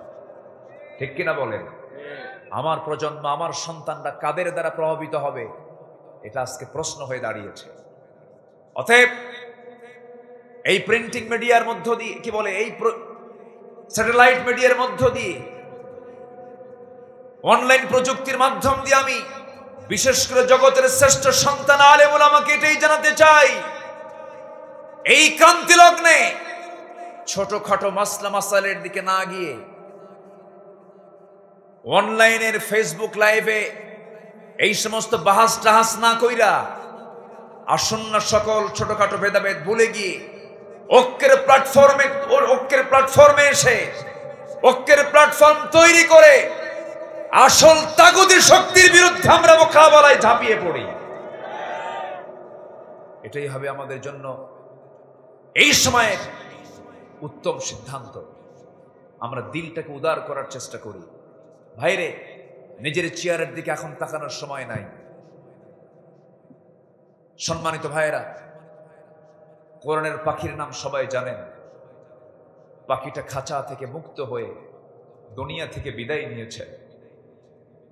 13টা বছর মানবতার জীবন যাপন করেছেন। বলেন তো, এই ব্যক্তির দ্বারা এই জাতির কল্যাণ হয়েছে না অকল্যাণ হয়েছে? কল্যাণ হয়েছে না অকল্যাণ হয়েছে? তিনি ছিলেন গোটা মুসলিম উম্মার আদর্শ একজন মুসলিম তৈরি করার কারিগর। সে লোকটার মৃত্যু হলো বাড়িতে না জেলখানায়? বাড়িতে না জেলখানায়? অনেক শেখার আছে, অনেক বোঝার আছে। আকলমন্দ ইশারা বাসাত, সচেতন ব্যক্তির জন্য ইঙ্গিতটাই যথেষ্ট। কাউকে ছাড়বে না। আজকে গোল টুপিকে ধরেছে, কালকে লম্বা টুপিকে ছাড়বে না। আজকে কাটা পাঞ্জাবিকে ধরছে, কালকে জুব্বাওয়ালাকে ছাড়বে না। আজকে এই তরিকাকে ধরছে, ওই তরিকাকে ছাড়বে না। আগামীকালকে কাউকে ছাড়বে না। মুসলমান হচ্ছে ওদের প্রধান দুশ্মন, কাউকে ছাড়বে না তারা। এই জন্য আমাদের এক হওয়ার দরকার আছে না নাই? আসতে বলবেন, এক হওয়ার দরকার আছে না নাই? সম্মানিত ভাইরা, কথা তো অনেক পড়ে আছে। আমি মূল আয়াতের দিকে আস্তে আস্তে আমরা চলে যাচ্ছি। আবার আমরা জিকির করবো। এই জন্য কার? জিকিরের 2 নম্বর অর্থ হলো সালাত। জিকিরের 2 নম্বর অর্থ কি? সালাত। সবাই কি নামাজ পড়তে রাজি আছি? সবাই নামাজ পড়ি তো ইনশাআল্লাহ? নামাজ পড়ি না? 5 ওয়াক্ত নামাজ পড়বেন কারা কারা একটু হাত তুলে দেখা। জোরে বলি ইয়া আল্লাহ। আরো জোরে বলি ইয়া আল্লাহ। আমাদেরকে 5 ওয়াক্ত সালাত আদায় করার তৌফিক তুমি আল্লাহ দিয়া দাও। জোরে বলি আমিন। আরো জোরে আমিন। আরো জোরে আমিন। আল্লাহ কবুল করো, আল্লাহ কবুল করো। নামাজ এটা একটা জিকির। আল্লাহ রাব্বুল আলামিন সূরাতুল জুমার ভিতরে বলেন, ইযা নুদিয়া লিস-সালাতি মিন ইয়াউমিল জুমআতি ফাসআউ ইলা যিকরিল্লাহি ওয়া যারুল বাই'a যালিকুম খায়রুল লাকুম ইন কুনতুম তা'লামুন।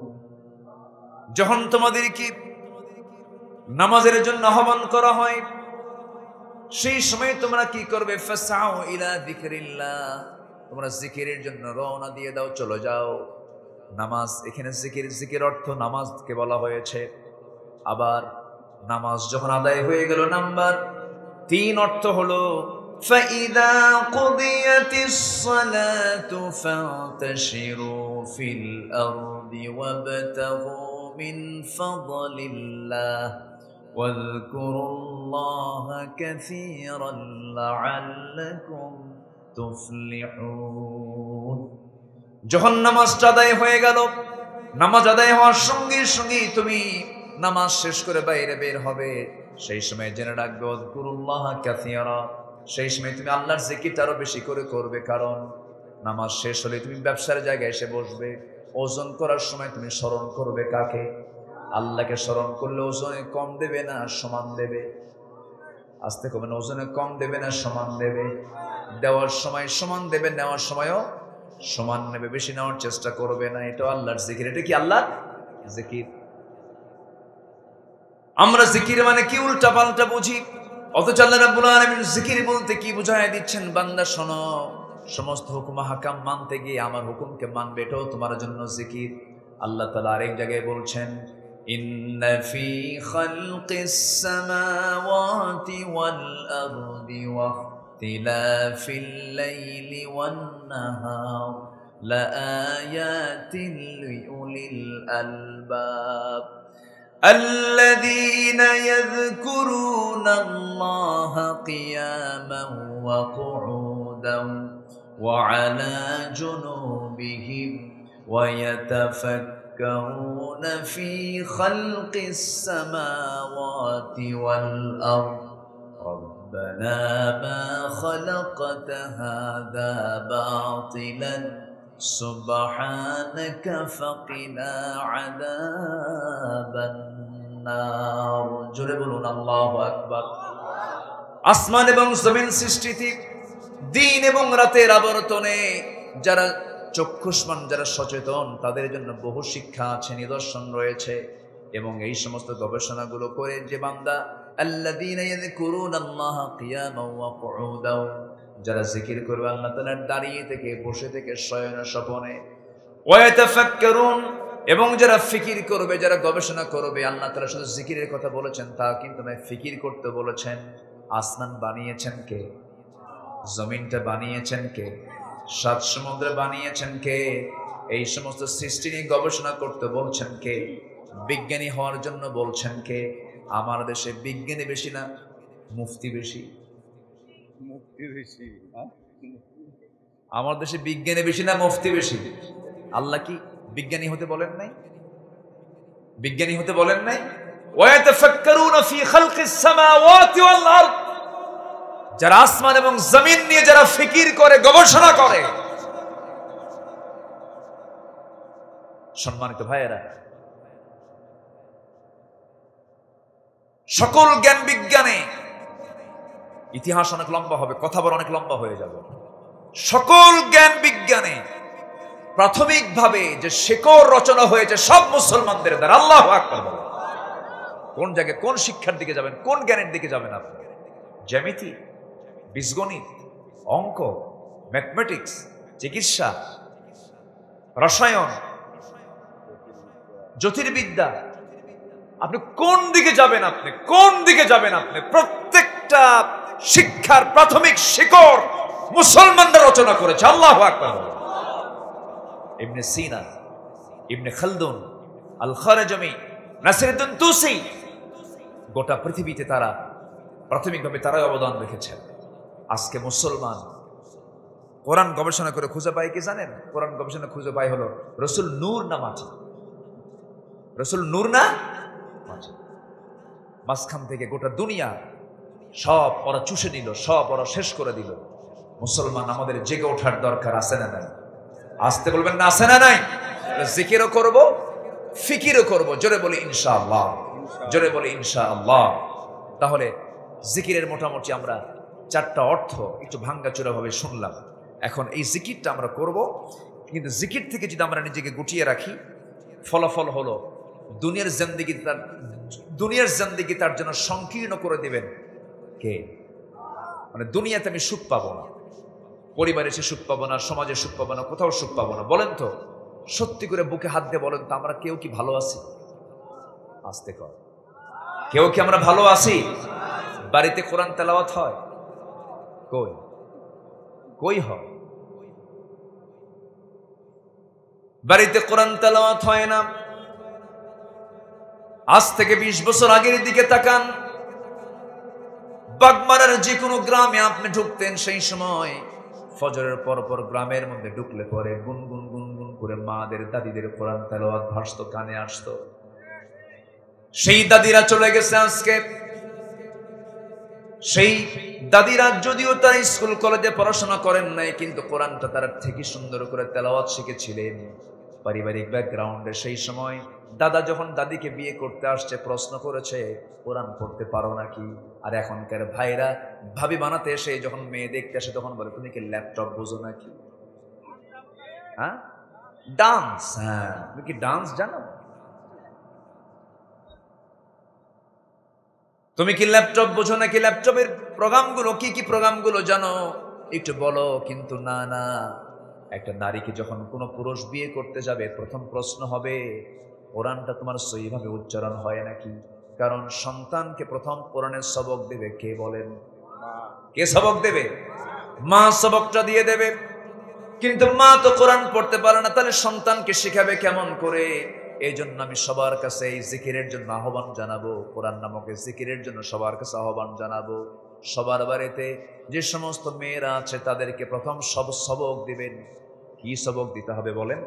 কোরআনের সবকটা দিতে হবে। কোরআনটা শিখায় দিবেন আপনি, কোরআন শিখায় দিবেন, কোরআনটা হাতে তুলে দিবেন।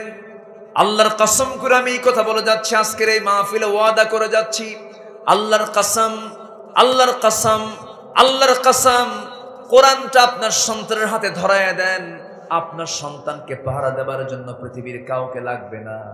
আপনার সন্তানকে পাহারা দেবে এই কোরআন নিজে। জোরে কোন সুবহানাল্লাহ। এই জিকির ছাড়া কোনো উপায় নাই। এই জিকিরকে যদি আপনি বাদ দিয়ে দেন, ভয়ঙ্কর আরেকটা কথা আল্লাহ রাব্বুল আলামিন বলছেন, ফাইন্না লাহু মাঈশাতান দানকা ওয়া নাহশুরুহু ইয়াওমাল কিয়ামাতি আ'মা। আল্লাহ বলছেন, তুই যদি এই কোরআন থেকে নিজেকে গুটিয়ে রাখিস, সেই জিকির যদি বাদ দিয়ে দেস, আমি তোকে কিয়ামতের দিন অন্ধ করে তুলবো, কানা করে তুলবো। কি ভয়ঙ্কর! নাউযুবিল্লাহ। বান্দা কিয়ামতের দিন চোখে দেখবে না, অন্ধ হয়ে উঠবে। সেই দিন আবার ওই বান্দাগুলো আল্লাহকে প্রশ্ন করবে, ক্বালা রাব্বি লিমা হাশারতানি আ'মা ওয়া ক্বাদ কুনতু বাসীরা।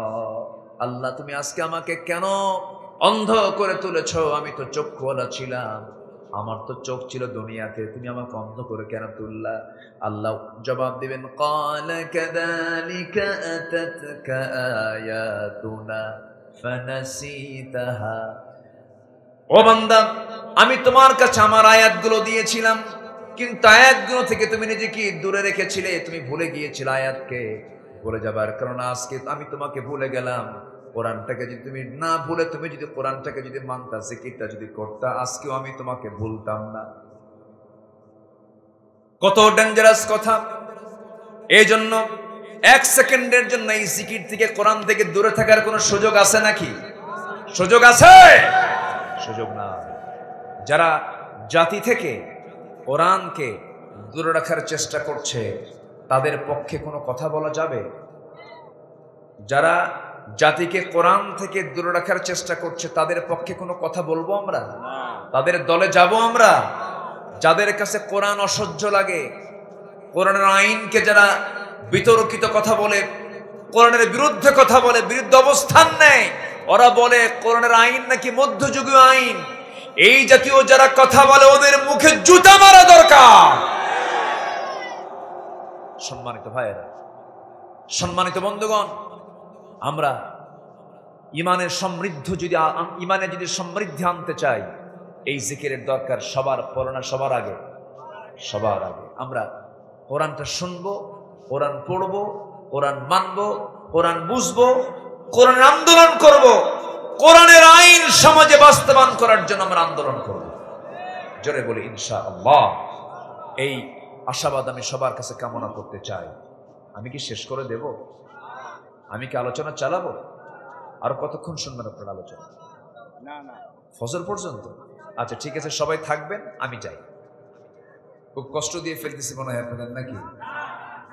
আখিরাতের প্রস্তুতির মধ্যে 1 নম্বর প্রস্তুতি হলো, ফরজ লঙ্ঘিত কোনো গুনাহ আমরা করব না। জোরে বলি ইনশাআল্লাহ। ফরজ গুনাহ মানে যেগুলো ফরজ লঙ্ঘন হয়, নামাজ ছেড়ে দেওয়া কি ছোটখাটো কোনো গুনাহ? এটা ফরজ লঙ্ঘিত গুনাহ। রোজা বাদ দেওয়া কি ফরজ লঙ্ঘিত গুনাহ। বউকে পর্দায় না রাখা কি আস্তে কনকন, এটা কি ছোটখাটো গুনাহ নাকি? অনেকে নিজের বউকে সুন্দর করে সাজগুজ করায়া, বৈশাখে হোন্ডার পিছনে তুলে, হলুদ শাড়ি পরায়া, গোটা বাগমারা ঘুরাইয়া বন্ধু বান্ধবকে বলে, দেখো তো আমার বউটা দেখতে কেমন। আছে না নাই? আবার বিশেষ দিনে বউকে সুন্দর করে অর্ধলগ্ন করে ক্যামেরা দিয়ে ছবি তুলে ফেসবুকে আপলোড দিয়ে পোস্ট করে লেখে, প্রিয় বন্ধুরা আসুন আমার বউটাকে সবাই জামাতের সাথে দেখি। জোরে কোন নাউযুবিল্লাহ। এটা কি ছোটখাটো গুনাহ না ফরজ লঙ্ঘিত গুনাহ? ফরজ লঙ্ঘিত গুনাহ, মারাত্মক গুনাহ। এই সমস্ত কোন গুনার কাজে আমরা পা দেব না। জোরে বলি ইনশাআল্লাহ। আমার বাড়িতে আমার মেয়ে, আমার স্ত্রী, আমার মা, আমার বোন, তাদের দিকে আমাদের খেয়াল করার দরকার আছে না নাই? আসতে বলবেন না, আছে না নাই? তারা পর্দা করবে না, আমি হব দায়ুস। আমি হব কি? দায়ুস হয়ে যাব। আর দায়ুস লা ইয়াদখুলুল জান্নাহ, দায়ুস কখনো জান্নাতের গন্ধ পাবে না। তাহলে ওরা করবে অপরাধ, এটার দায় নিতে হবে আমাদের। এজন্য ভাই হিসাবে, স্বামী হিসাবে, তারপরে কি বাবা হিসাবে অবশ্যই আমাদের দায়িত্ব সবার জন্য, সবার মধ্যে আছে না নাই বলেন তো? আছে। আল্লাহ তাআলা পর্দার বিষয়ে একাধিক আয়াত কোরআনে কারীমের মধ্যে দিয়েছেন। আখিরাতের প্রস্তুতি নেওয়ার জন্য বিশেষ করে ফরজ লঙ্ঘিত কোনো গুনাহ, বিশেষ করে 5 ওয়াক্ত নামাজ মাদেরকে সুন্দর করে বুঝায়া বলবেন।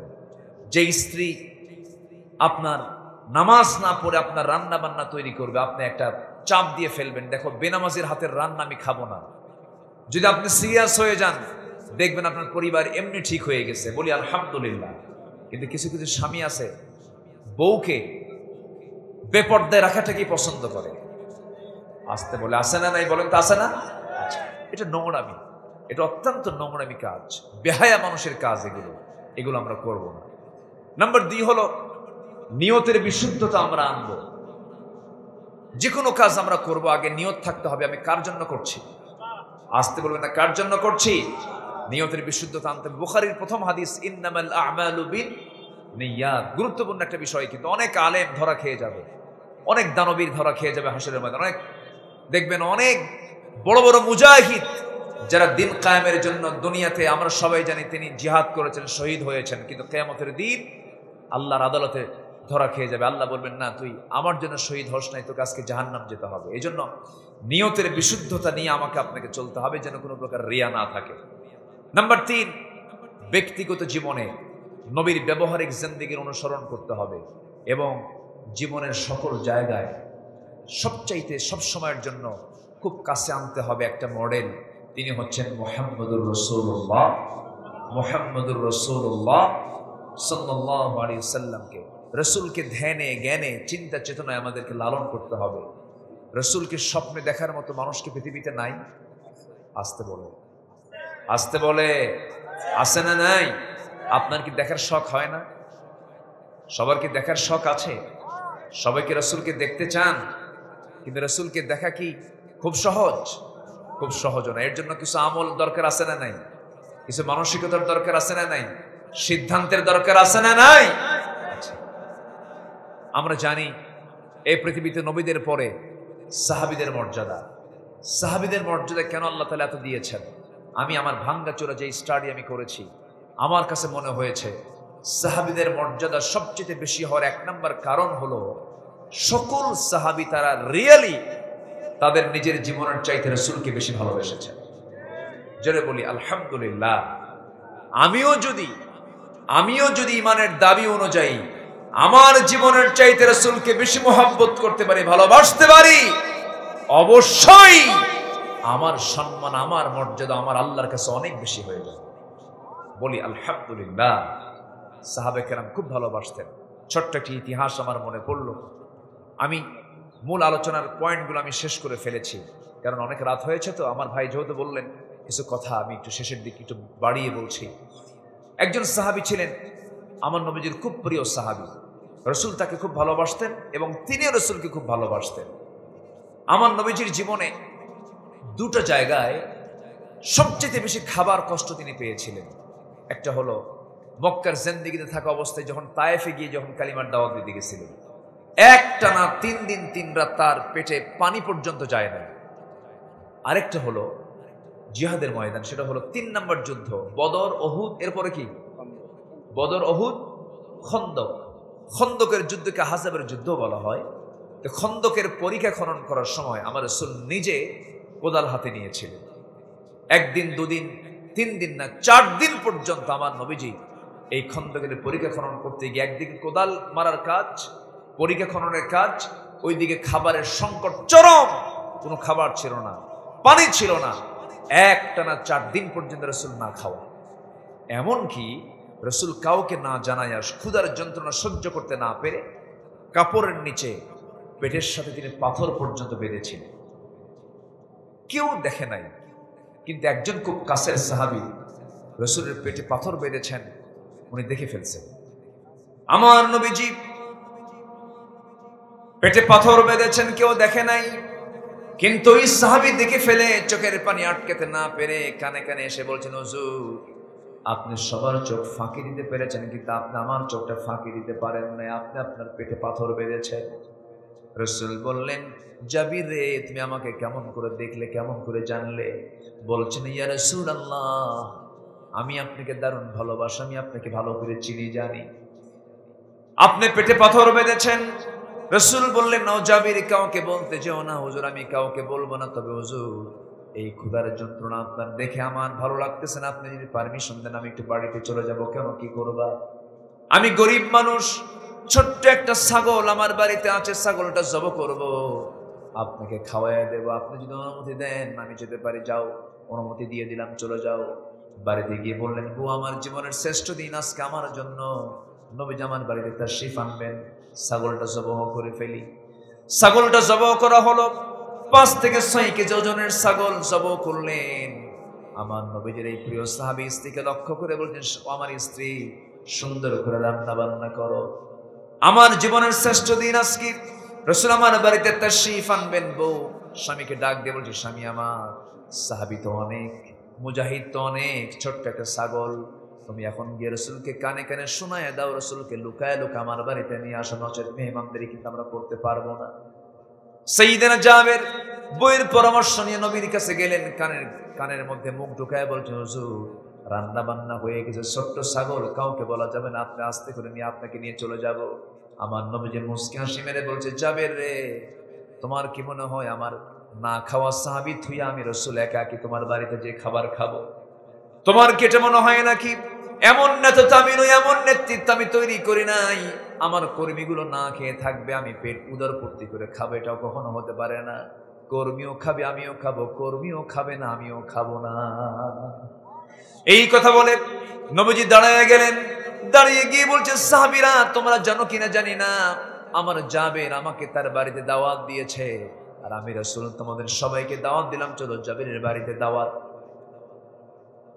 সুবহানাল্লাহ। সাইয়েদনা জাবেরের চোখ মুখ ছোট হয়ে গেছে। রাসূলকে বলছেন, হুজুর এত বড় মুসিবতে পড়ে গেলাম, দিলাম দাওয়াত আপনাকে, 5 কেজি 6 কেজি ওজনের ছাগল, আপনি 600 জন সাহাবীকে দাওয়াত দিলেন, আমি এখন কি করব? এখন আমি তো চরম বেকায়দায় পড়ে গেলাম। রাসূল বললেন, জাবের আমি কি একা যেতে পারি? আমি সবাইকে দাওয়াত দিয়েছি, তুমি কোনো চিন্তা করো না, বান্দা যার রিজিকের দায়িত্ব তার। একটু আস্তে করুন সুবহানাল্লাহ, এটা জোরে বলেন সুবহানাল্লাহ। আমার নবীজি চুপ মেরে গেলেন, বললেন, জাবের তুমি বাড়িতে চলে যাও। সাইয়েদনা জাবিরকে বাড়িতে পাঠিয়ে দেওয়া হলো। বাড়িতে এসে স্ত্রীকে বলছেন, স্বামী আমার স্ত্রী, তোমার কথা মতো রাসূলকে কানে কানে গিয়ে বললাম, কিন্তু কাম তো হলো না, রাসূল মাইক দিয়ে সবাইকে বলে দিয়েছে, এখন কি করা যায়? বউটাও বলে ফেলতেছে, আমার স্বামী জাবের চিন্তা করবেন না, বান্দা যা রিজিকের দায়িত্ব তার। জোরে বলেন সুবহানাল্লাহ, আরো জোরে সুবহানাল্লাহ। আল্লাহ কি পারেন না? আসতে বলবেন, আল্লাহ কি পারেন না? আল্লাহ অবশ্যই পারেন। কোনো চিন্তা করবেন না আমার স্বামী, মেহমান আসা মানে আমাদের জন্য বরকত। মেহমানকে কখন আমরা বরকত শূন্য মনে করব না, বরকতের মাধ্যম মনে করব। রাসূল নিয়ে আসবেন, কোনো সমস্যা নেই, আল্লাহর ফয়সালা, আল্লাহই ফয়সালা করে দিবেন। আমার নবীজি রওনা দিলেন, রওনা দিয়ে দরজা পর্যন্ত চলে আসলেন, বলছেন জাবের তুমি কোথায়, এদিকে আসো, তোমার বউকে আমার সালাম জানায় দাও, তোমার বউকে আমার সালাম জানিয়ে বলে দাও যে হাড়িতে রান্না বান্না করেছে সে হাড়ির ঢাকনা যেন না টান দেয়, এবং যেই পাত্রে রুটিগুলো বানায় রেখেছে সেই রুটির পাত্রের ঢাকনা যেন না টান দেয়।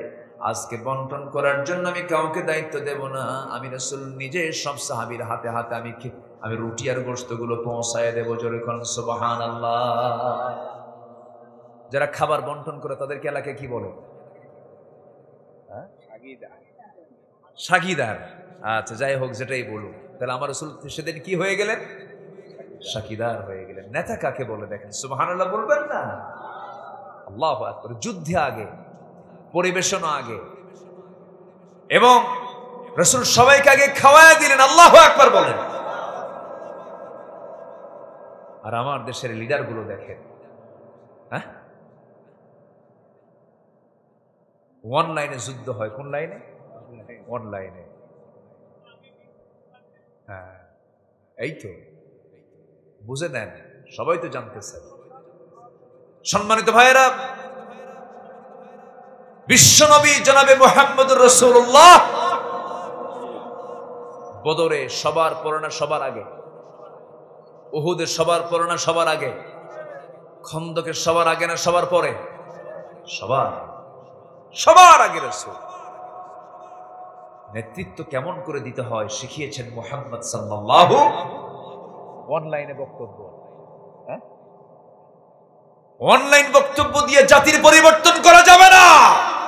জাতির পরিবর্তনের জন্য নেতা হয়ে জনগণকে সাথে নিয়ে রাস্তায় থাকতে হবে, রাজপথে থাকতে হবে। শিখিয়েছেন মুহাম্মদ সাল্লাল্লাহু। বদর আমাকে এটাই শিখায়, উহুদ আমাকে এটাই শিখায়, খন্দক আমাকে এটাই শিখায়। আমার নবীজি সব সাহাবী কিনে দরজায় হাজির হলেন, পাতিরের কাছে চলে গেলেন, বিসমিল্লাহ বলে ফু দিলেন। নবীজির মুআজিজা প্রকাশ পেয়ে গেল। আমার নবীজি নিজে চামচ দিয়া সেই হাড়ি থেকে গোশতগুলো বন্টন করলেন, রুটিগুলো বন্টন করলেন। 5 কেজি 6 কেজি ওজনের ছাগল দিয়া 600 সাহাবীর খাবার খাওয়া হয়ে গেছে। জাবেরের বাড়ির হাড়ির ছাগলের গোশত এক চুল পরিমাণ কমে নাই। সুবহানাল্লাহ। রাসূল খুব ভালোবাসতেন সাহাবীদেরকে, সাহাবীরা রাসূলকে খুব ভালোবাসতেন। আমরা রাসূলকে জীবনের চাইতে বেশি ভালোবাসবো। জোরে বলি ইনশাআল্লাহ। ভালোবাসা মানে হলো রাসূলের যত সুন্নাহ আছে, রাসূলের যত আদর্শ আছে, সে আদর্শকে আমরা লালন করব, এবং আদর্শের বিরুদ্ধে যারা কথা বলবে গলা চিপে ধরব। ঠিক আছে না? এটাই হচ্ছে মুহাব্বত, এটাই হচ্ছে ভালোবাসা।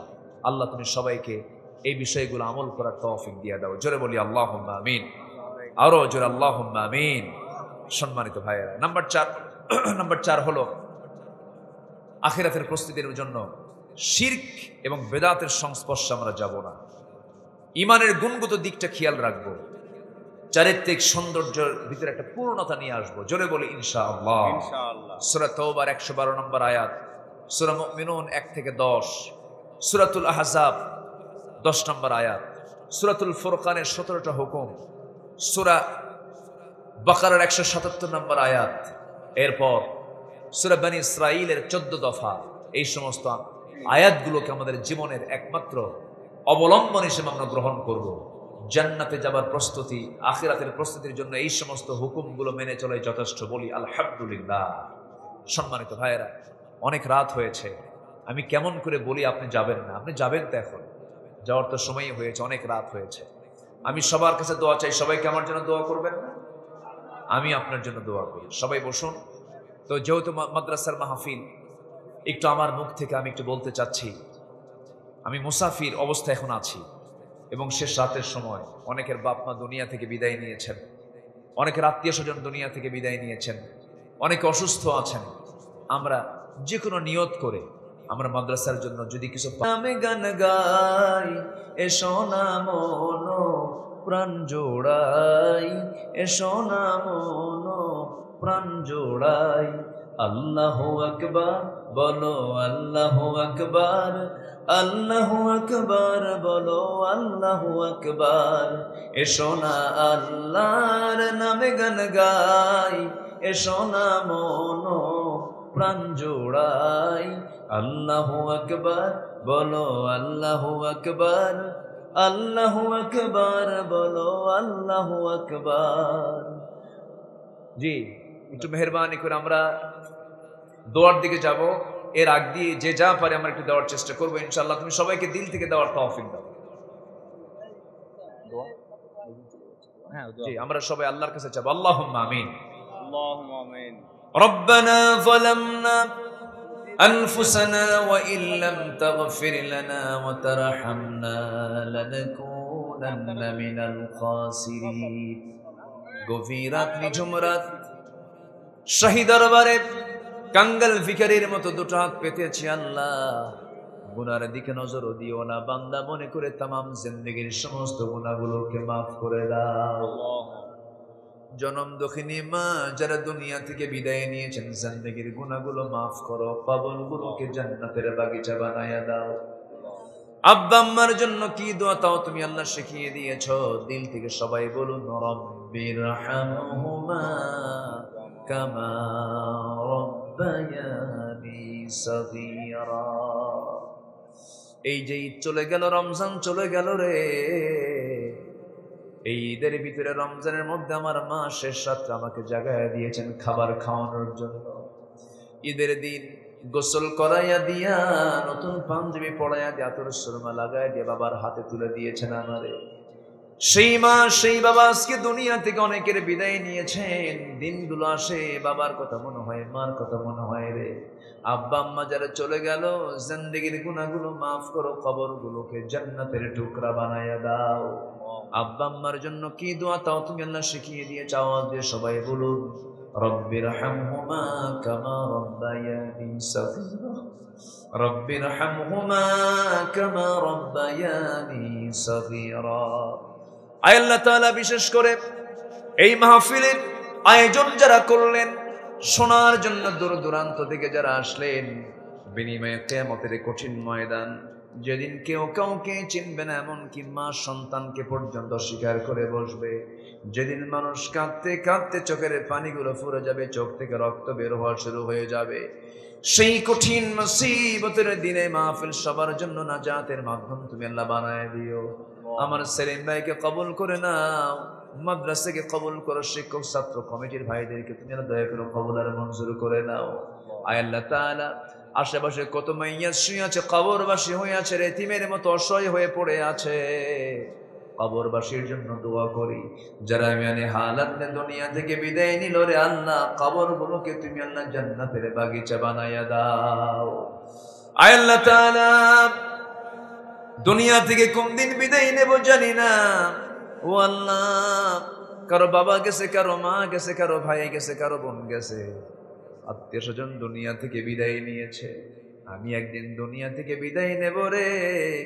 তোমার কাছে একটাই প্রার্থনা করি, আমাদের হিসাবটাকে কঠিন না করে সহজ করে দিও। আল্লাহুম্মা হাসিবনি হিসাবান ইয়াসিরা।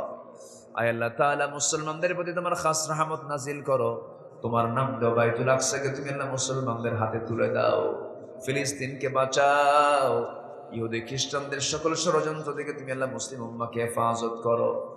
আয় আল্লাহ তাআলা, কোন দিন দুনিয়া থেকে বিদায় নেব রে জানি না, তবে যেদিন মরে যাব টান মেরে ঘর থেকে বের করে দিয়া জীবনের শেষ গোসলটা করায় দেবে, বাঁশ চাপা দেবে, মাটি চাপা দেবে, 24 ঘন্টা যাবে না মাথার চুলগুলো খসে খসে পড়বে, 3 দিন যাবে না চামড়াগুলো গলে গলে পোকার পেটের খাবার হবে, মাত্র 7টা দিন।